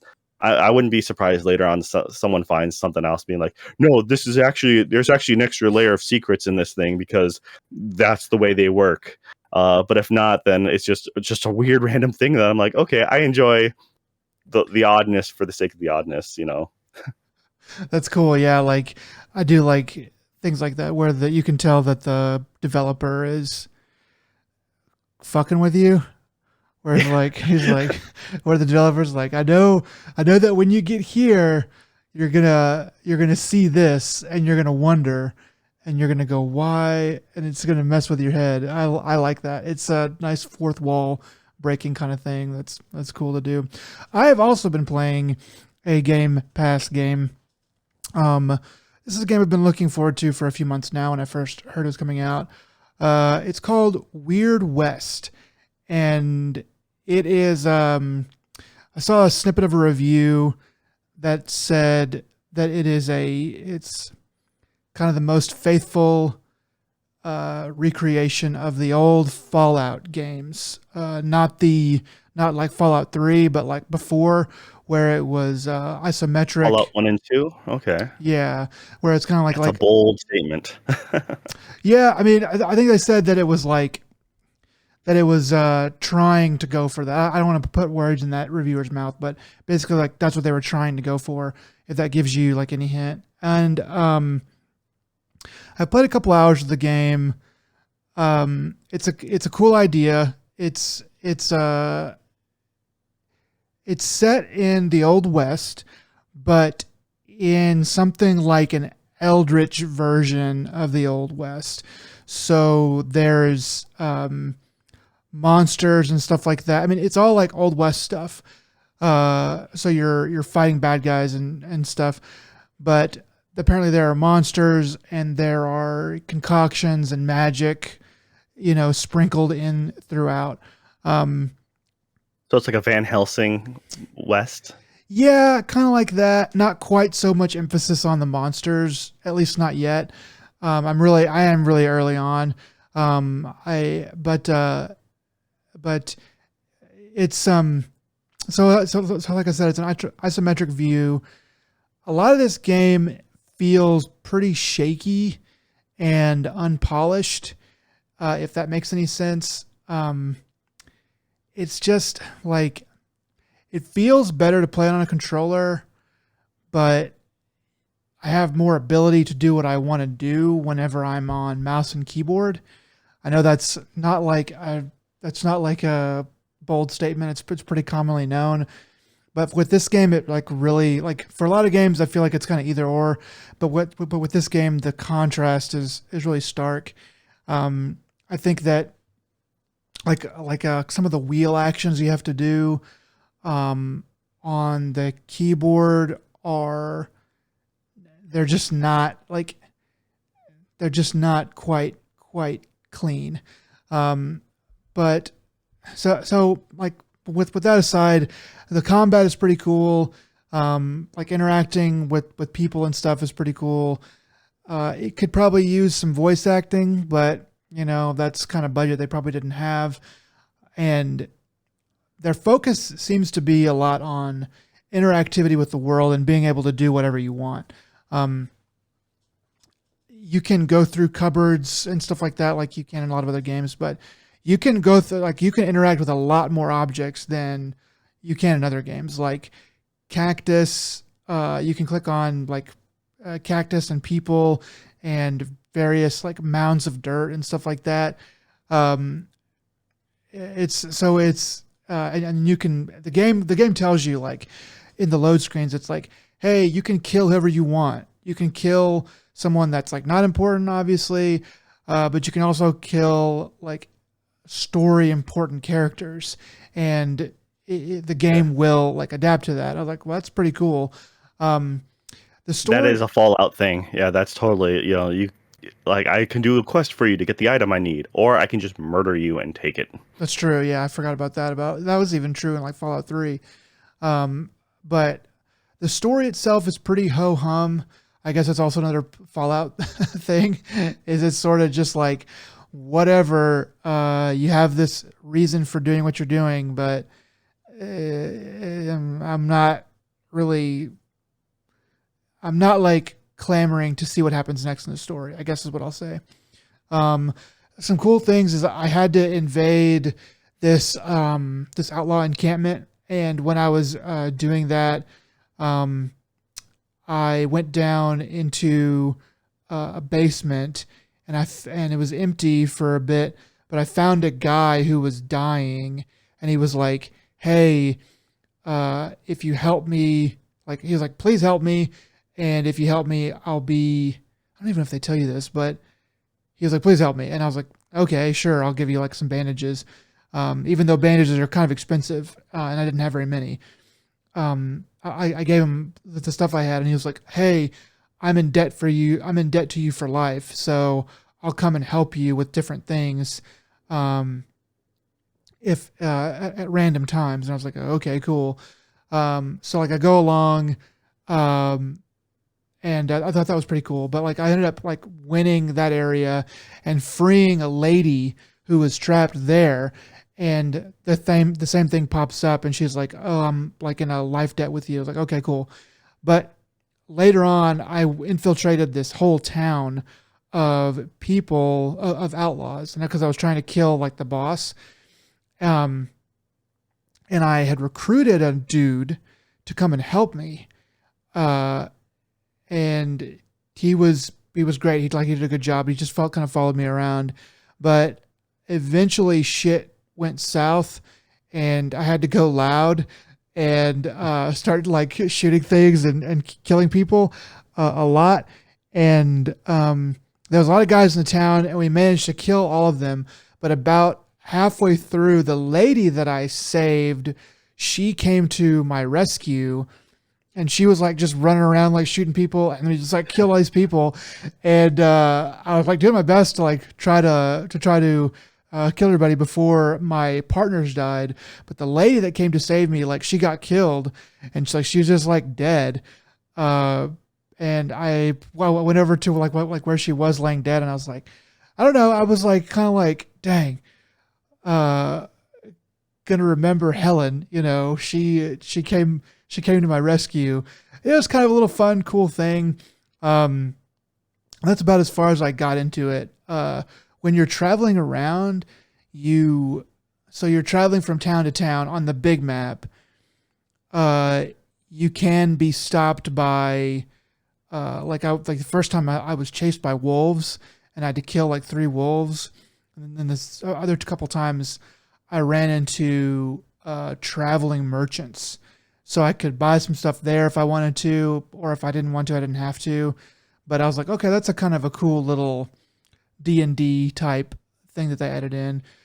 But I don't know, it's a fun game. I'm glad it's on Game Pass, because I looked at the price for it on Steam, $30, and I was like, I don't know if I'm gonna play that much of this game. I don't know if I'm going to play $30 worth of this game. It definitely has an Ascent kind of vibe that way, where it's like, man, there's definitely some cool parts about this game, but I just don't know if it's quite worth that much money. Yeah, from the way you describe it, I can see where the that reviewer talked, can make some correlations to Fallout because a lot of those random encounters or people, wanting to help you out, that is reminiscent of the old Fallout games for sure. Um, Randomly going to towns and doing things, meeting up with people, like certain events. The original Fallout games were something special. I rarely played any like RPG at that point. So I mean, or at least especially computer like the CRPGs. Uh, that one was, the story being post-apocalyptic and me knowing what Mad Max was at the time, uh, and like, oh, dude, this is just like they make so many Mad Max references. You're like, this is awesome, and just no, Fallout 2 is where it got really funny and weird. So a lot of people find that as like the favorite. Yeah. It's a little more silly than but it's. I think it's they're both really good 1 and 2, and so this sounds like it has some of that I can see where they got the weirdness from. Um, yeah, it's I had it downloaded. I haven't had a chance to play it, and I'm curious about it now. But like based off your reaction, I'm like, well, it may or may not. There's a I may or may not get to it by next time because there's 1 or 2 things I have on my back burner Yeah. that I'm really curious to try that are also in Game Pass. So I'll we'll see. Yeah, like I think this game it's not one that you're going to be able to pick up and really have quote fun in an hour. You're probably going to have to play. I mean, I didn't really feel like I was starting to understand what was going on and getting a good feel for what was going on until pretty much the end of my playthrough, like 2 hours, where I was like, okay, I'm getting the systems and I can see how this would be fun. But it does feel like an old school, top down RPG, computer like CRPG. So if you're into that or you're pining for that, I think this is probably a good game for you. But you got to know what you're getting into, and that is pretty much it. Yeah, that's cool. Yeah, like I said I might give it a shot, and hopefully I might come back with that. But how much do you think you're going to still continue to play it? I got a lot of other stuff to play too, and Tunic is probably the game that will replace this. Probably try to play a little bit of that. And I'm working my way very slowly through uh, triangle strategy because there's no other way to play that game other than slowly. But but I was playing it, and then because when Tunic came out, I just dropped it. I'm like, nope, not happening. I have to. I knew, like I said, Tunic was something special for me, and I'm like, I can't divide my time, and things are about to change up in my house in the next little bit. So I'm like, I only have a little bit more like a little bit more free time before things get hectic. So that's why I'm like, I got to knock this out. no, Or else or else it'll just get thrown to the wayside and I'll never go back to it. yeah, you've got like Tunic is that kind of game. I feel like Tunic is also, I don't know, Tunic also would be good on a Switch, but at least for triangle strategy, it's like I can play this, you know, for like a few minutes before bed, for the rest of the year and get through it that way. There's other games that it's like I need to be sitting in front of a computer screen or a monitor with a controller or whatever. And yeah, there's all kinds, but I'm working my way through that slowly too. My short burst game has been I've been still playing the Vampire Survivors. Oh yeah, I I yeah, I wanted to finally pick that made up. I made it. I've now I can consecutively beat at least the library level, which I figure is the easiest, stage 2. And so and now I'm currently instead of progressing trying to get more of the stages unlocked, I'm just going through and getting the achievements. And that's kind of my my checklist is like if I have like half an hour, or like I'm not sure like you know like a little bit of time before something happens. I'm like, okay, well, this is a game I can bail at any time, and I don't feel bad at all. I don't have to try to find a safe spot. I don't have to do any of that crap. I just like, all right, I might have 10 minutes. I may have 45. I don't know, but I'm just going to play this, and then if I have to bail, I can do that. And Vampire Survivors has been a lot of fun. Totally worth the $3, I think it is on Steam. It's stupid cheap. They're Yeah, still doing updates all the time. It has not 1.0 yet. But yeah. yeah. I would like to play that game. I don't know if I'll get a chance to though. But yeah. So that's what we've been playing. But next is the news. Do you want to take a break or are you good to go? I'm good to go if you are. Let's power through. Um, so the newsy news from News Stan. Uh, so don't look at me like that.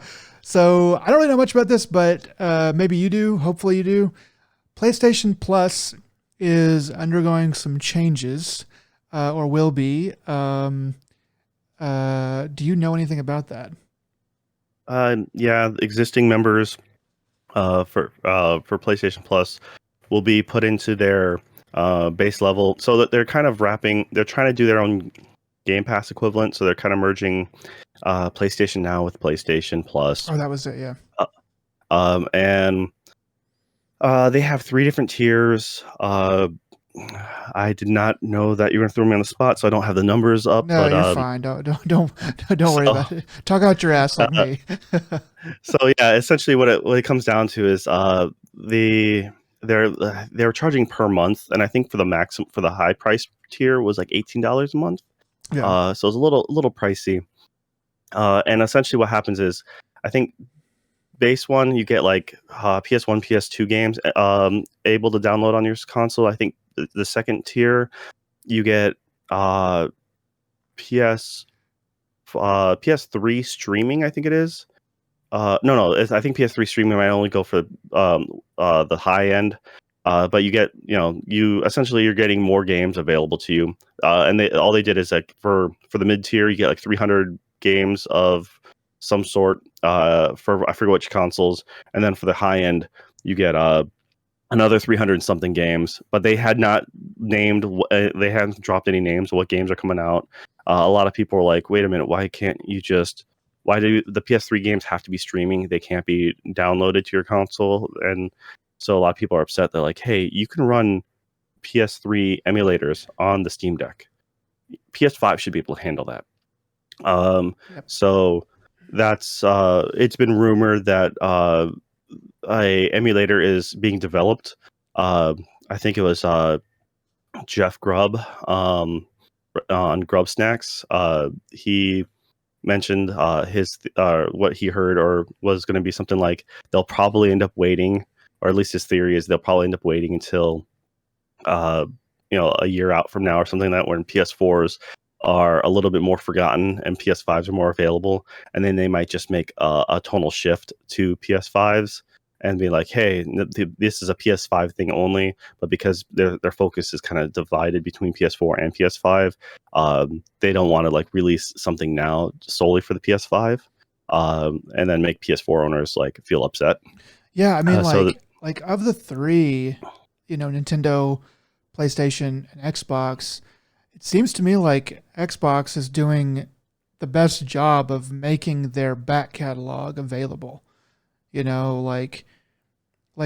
mean, and they have the shortest one, with the fewest amount. Which I mean, that's also easier to do it that way. But I feel like it's like we have emulators, guys. We know you can do this. You can play those old games, already. I just don't understand why they don't try a little bit harder to make some more money off of that kind of stuff.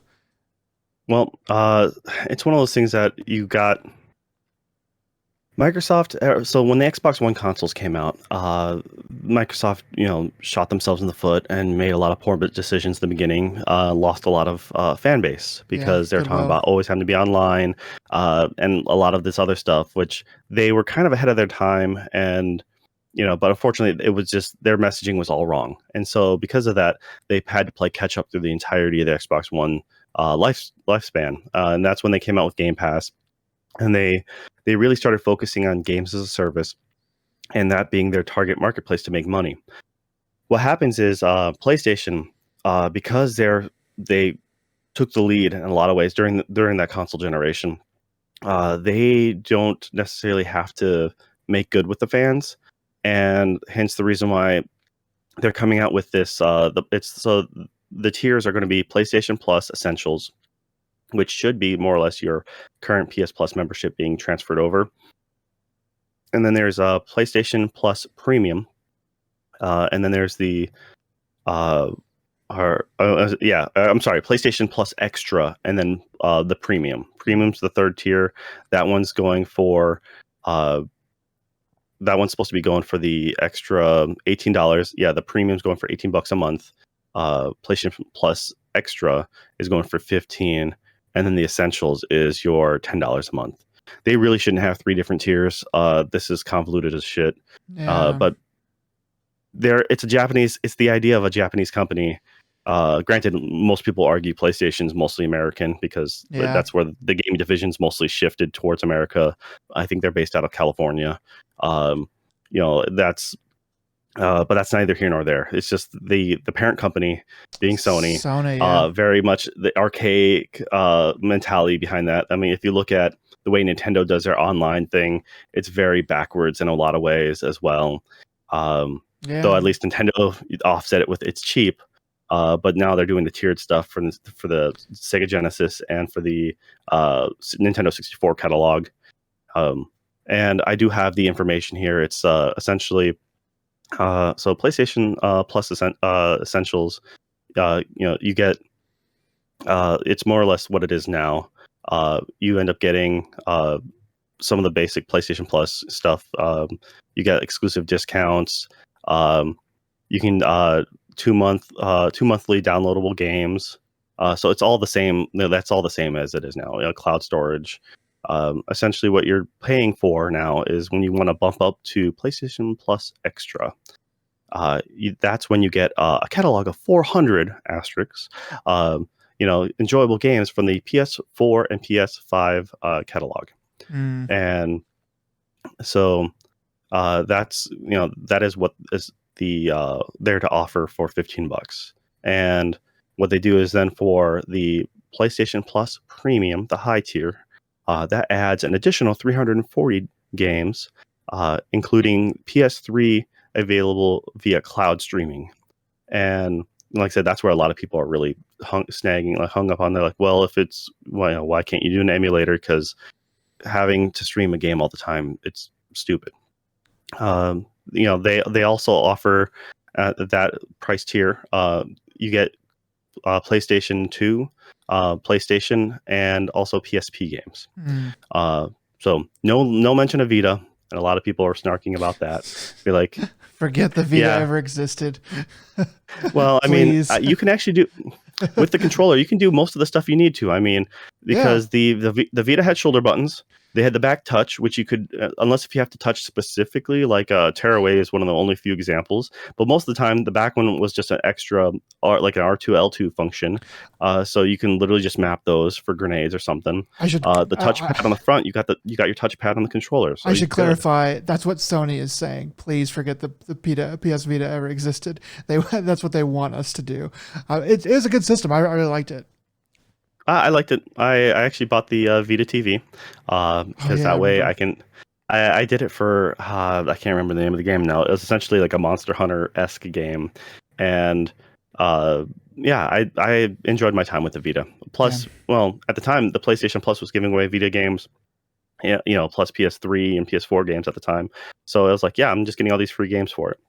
It was a solid system. Unfortunately, they just had a bad time following through with it.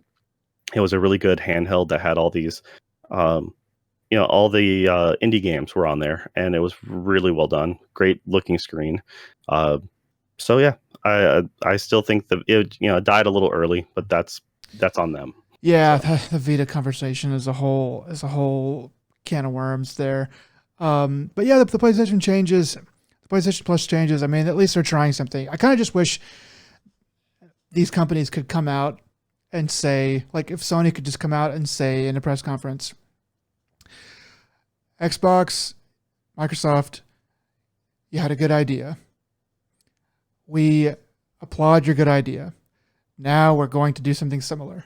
And everyone's just, and it's just like, okay, just admit that Xbox, that they did a really good thing. I mean, I'm not an Xbox fanboy by any means. I could probably go buy one, and I'm not. But like, they had a really good idea. Game Pass is amazing. It's everyone says so. Everyone knows it. It's common knowledge. And now Sony, yeah, they have to respond. They have to do something similar. And it's like, just kind of do the same thing, man. You don't have to make it all weird and complicated. Just sort of admit that the idea is good and you're going to copy it. But there's an argument to be had though, right? Because what's popular on Xbox? Generally speaking, Xbox provides better multiplayer experiences. When you're looking at like things like Halo or something like that, where you got more games as a service. So therefore, they are making up more money on the additional revenue for buying packs of whatever, whether or not be custom, like equipment, or buying the season passes, right? That you make up more money in the back end that way. While Sony, on the other hand, they're primarily focused on first person narrative driven experiences. Yeah. Not first person, I'm sorry, single player narrative driven experiences. And so because of that, that doesn't do so well as far as like long term money income as for a Game Pass like system. So once again, so this is what Spartacus was, their codename Spartacus. And so for them to let you play like The Last of Us or Horizon Zero Dawn or any of those, the new Forbidden West, I mean, because that's what makes Game Pass so appealing is you got day and day, right? It's the new game drops and it's released out to the wild and you get it instantly right there. Tunic was one of them. And that's really cool. I mean, you got the gears and things like that. Like a lot of those games are available. So the third party developed games, yeah, you can make that work on for PlayStation as well. Unfortunately, Sony's most of their money, they're hitching on this first, the single player experience, and for them, it's better to sell at the $70 price point. So at least that's the way their marketing goes. I'm assuming they paid someone gobs of money just to do the math. I mean, so it's one of those things that I can as a customer, I want them to have the same exact thing Yeah, Game Pass does. yeah, I mean, I'm not saying that they really have to have it, you know, price for price exactly the same, because you're right, they do have a different clientele.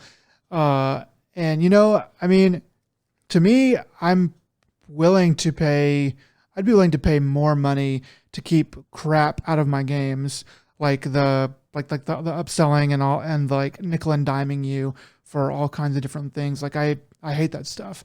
That's pretty much why I pretty much only play single player games, because I don't like that stuff, and I don't really need multiplayer to be, I don't know, the best that it possibly can be, because I'm not super into that. So yeah, like I can see why they're doing it the way they are.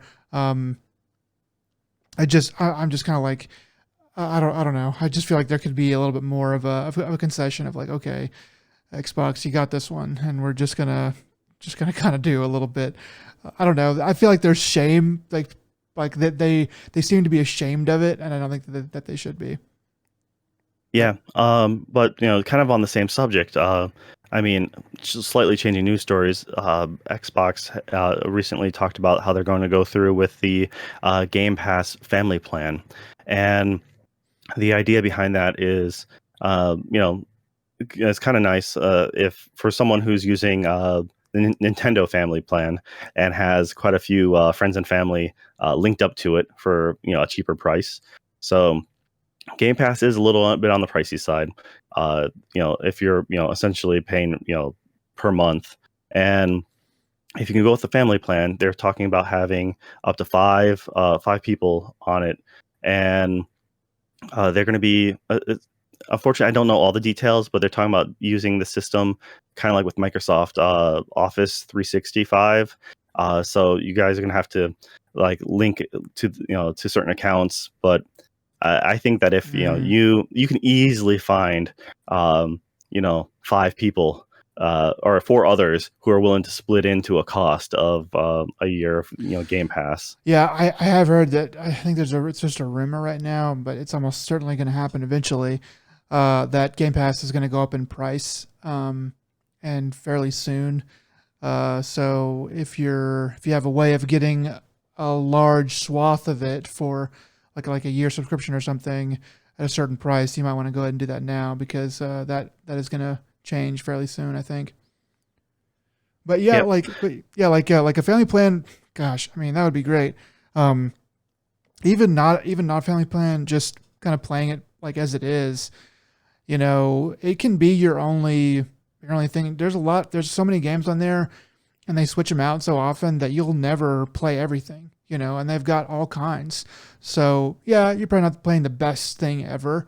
You're playing maybe the best thing ever from 3 to 5 years ago, but there's still a lot of good new games that come out too. So Once again, they got day and date for Microsoft stuff. So that's true. I mean, you're getting all any new Halo gears or anything like that from Microsoft themselves. But now they've just recently bought, since they own Bethesda and stuff like that. It's you're only getting more stuff because of all the acquisitions they've been doing.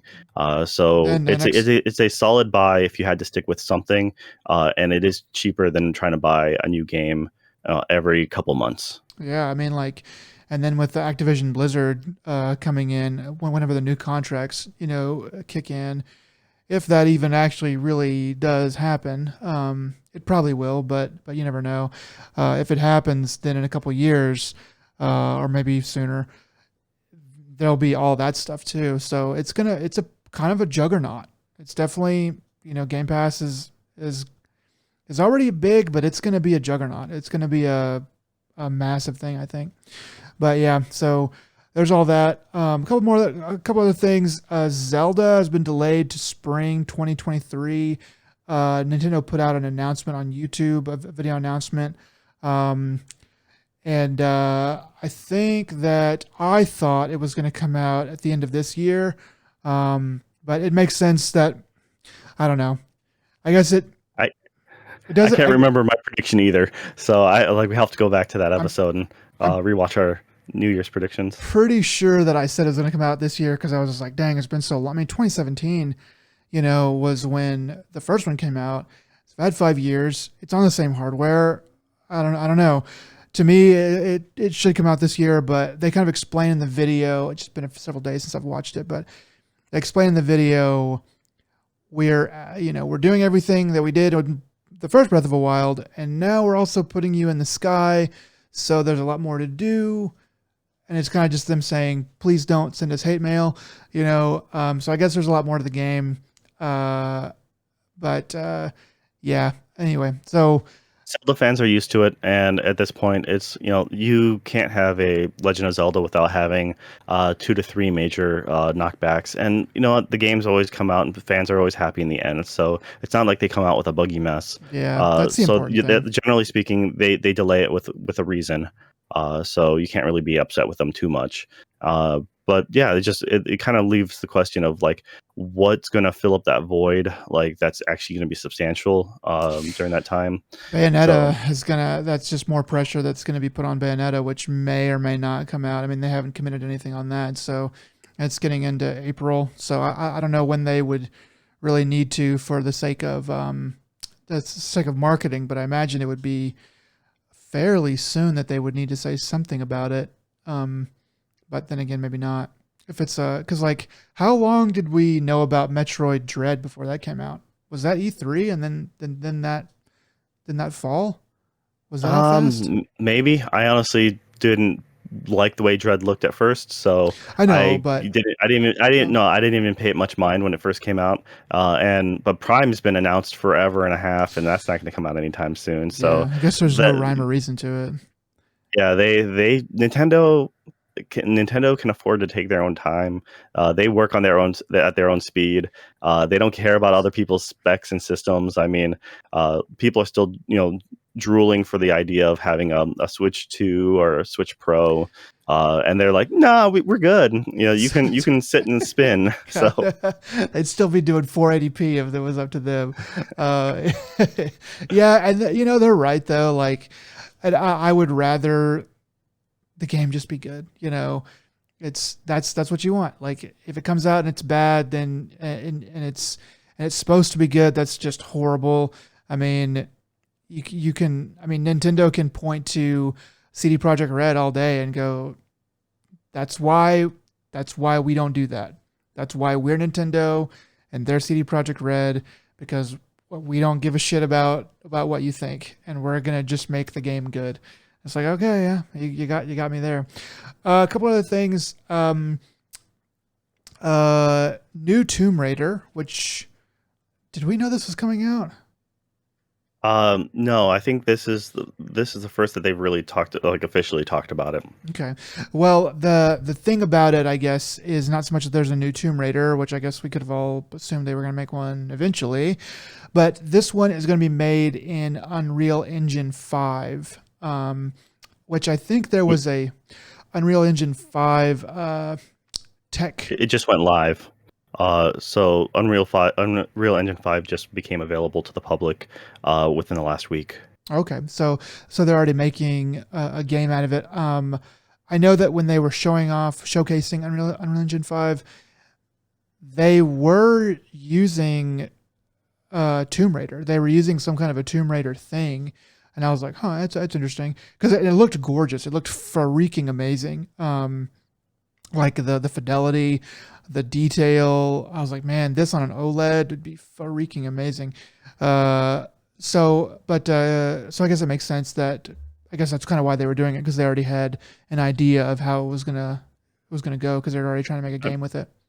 Well, like yeah, they're using Unreal Engine in The Mandalorian for backgrounds and stuff like that. So, it's the tech is really good. But okay, like I didn't know that they were doing that. So they've been using Unreal Engine 5 in the backgrounds of I think it was shows and stuff. four, but they've talked about you can look it up and there's articles about how Unreal Engine was being used for the backgrounds and a lot of actual like film and TV. I believe it, but like 5 is another level. I mean, it's like the stuff I've seen. I Their was like, their their dang, lighting wow. demo is really something too. Yeah, that's what I think I saw. Yeah, it's awesome. Last piece of news here is Tactics Ogre. Square Enix trademarks Tactics Ogre Reborn in Japan. You played some Tactics Ogre back in the day, right? Yep. So Texas Ogre is one of the earliest. To me, it was the first tactics game. Period. So when Final Fantasy Tactics came out, it's like, oh, dude, it's a game like Tactics Ogre and like Vandal Hearts. They even came out with Tactics Ogre 64. So that was on the Nintendo 64. It's called Ogre Battle 64. Yeah. So it's all part of the same family, and it was great. It was one of those you never saw anything like it at the time, and it was really in depth.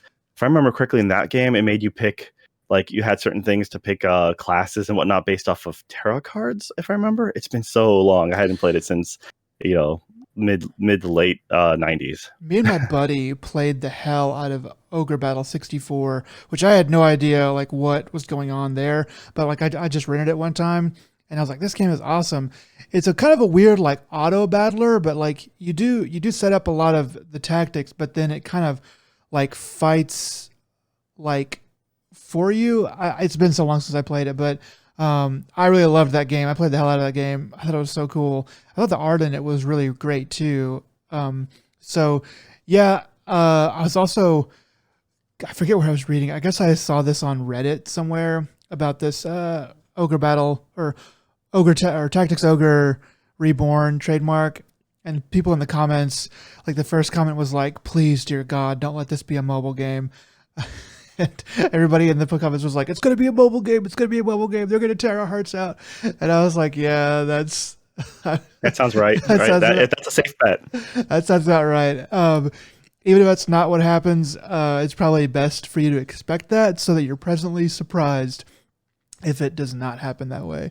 But if this does end up being something worthwhile and not a mobile game, then I'll probably try to play it because I've always heard good things about it. I remember playing Ogre Battle 64, and I definitely want to try anything new that they think they can inject into the series. Yeah. So one last bit of news then.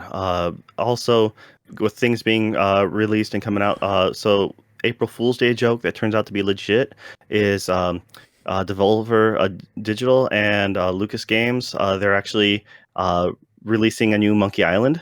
Oh It's wow, Return to Monkey Island. Yeah. Devolver Digital, huh? Yeah, so it's they're them and Lucas. They struck an agreement, so they're both publishing it. It's actually going to be handled by Terrible Toy Box. They're the guys who made was it Thimbleweed Park? Okay. So yeah, it's an old school, very much in the same vein of you know uh, Day of the Tentacle, like pixel art style, point and click adventure. And which that I played like they had a free demo or something like that, and I played that, and it was enjoyable, but I never actually got around to playing the real game. So and Thimbleweed Park came out a while ago, uh, Yeah. maybe like 6 years ago or something like that. Since it's Devolver Digital, I imagine it's gonna. I don't really know anything about Monkey Island, but since it's Devolver Digital, I imagine it's gonna have some weirdness thrown in there. Well, they're publishing it, so They're but still still, gonna I make it. mean, it's still a good sign. This is supposed to be, I guess, replacing. This is supposed to be taking after the second game, so this can be like the third in the series. Okay. Even though they made like five of them originally, so Um, much like anime, they're retconning the ending half. hey man, you gotta squeeze every penny out of that money cow. That's a Monkey saying. Island, it was That's a good. saying, They right? re-released Monkey Island a handful of years ago, where they did the whole. Here's the new graphics, new sound, but you can hit the button and it'll change it back to the old art style, old music. Yeah. They did the same thing with Day of the Tentacle and stuff like that. And honestly, those remakes are really good. I highly like them a lot. So I would give this one a shot. Though the original Monkey Island, coming back to that, like I said, going back to that one was a little more difficult. But yeah, if you're a fan even remotely of any of those old Lucas games, I'm hopeful about this one. Hopeful indeed. Um, cool, man. That's it for news, and thus ends our podcast. I believe, unless you have anything else to say. No, man, you can lead us out with your new catchphrase. The pod has been cast. All right. Um, bye. All right, just threw that on the spot. Later, guys. I can't believe you like Red Sun.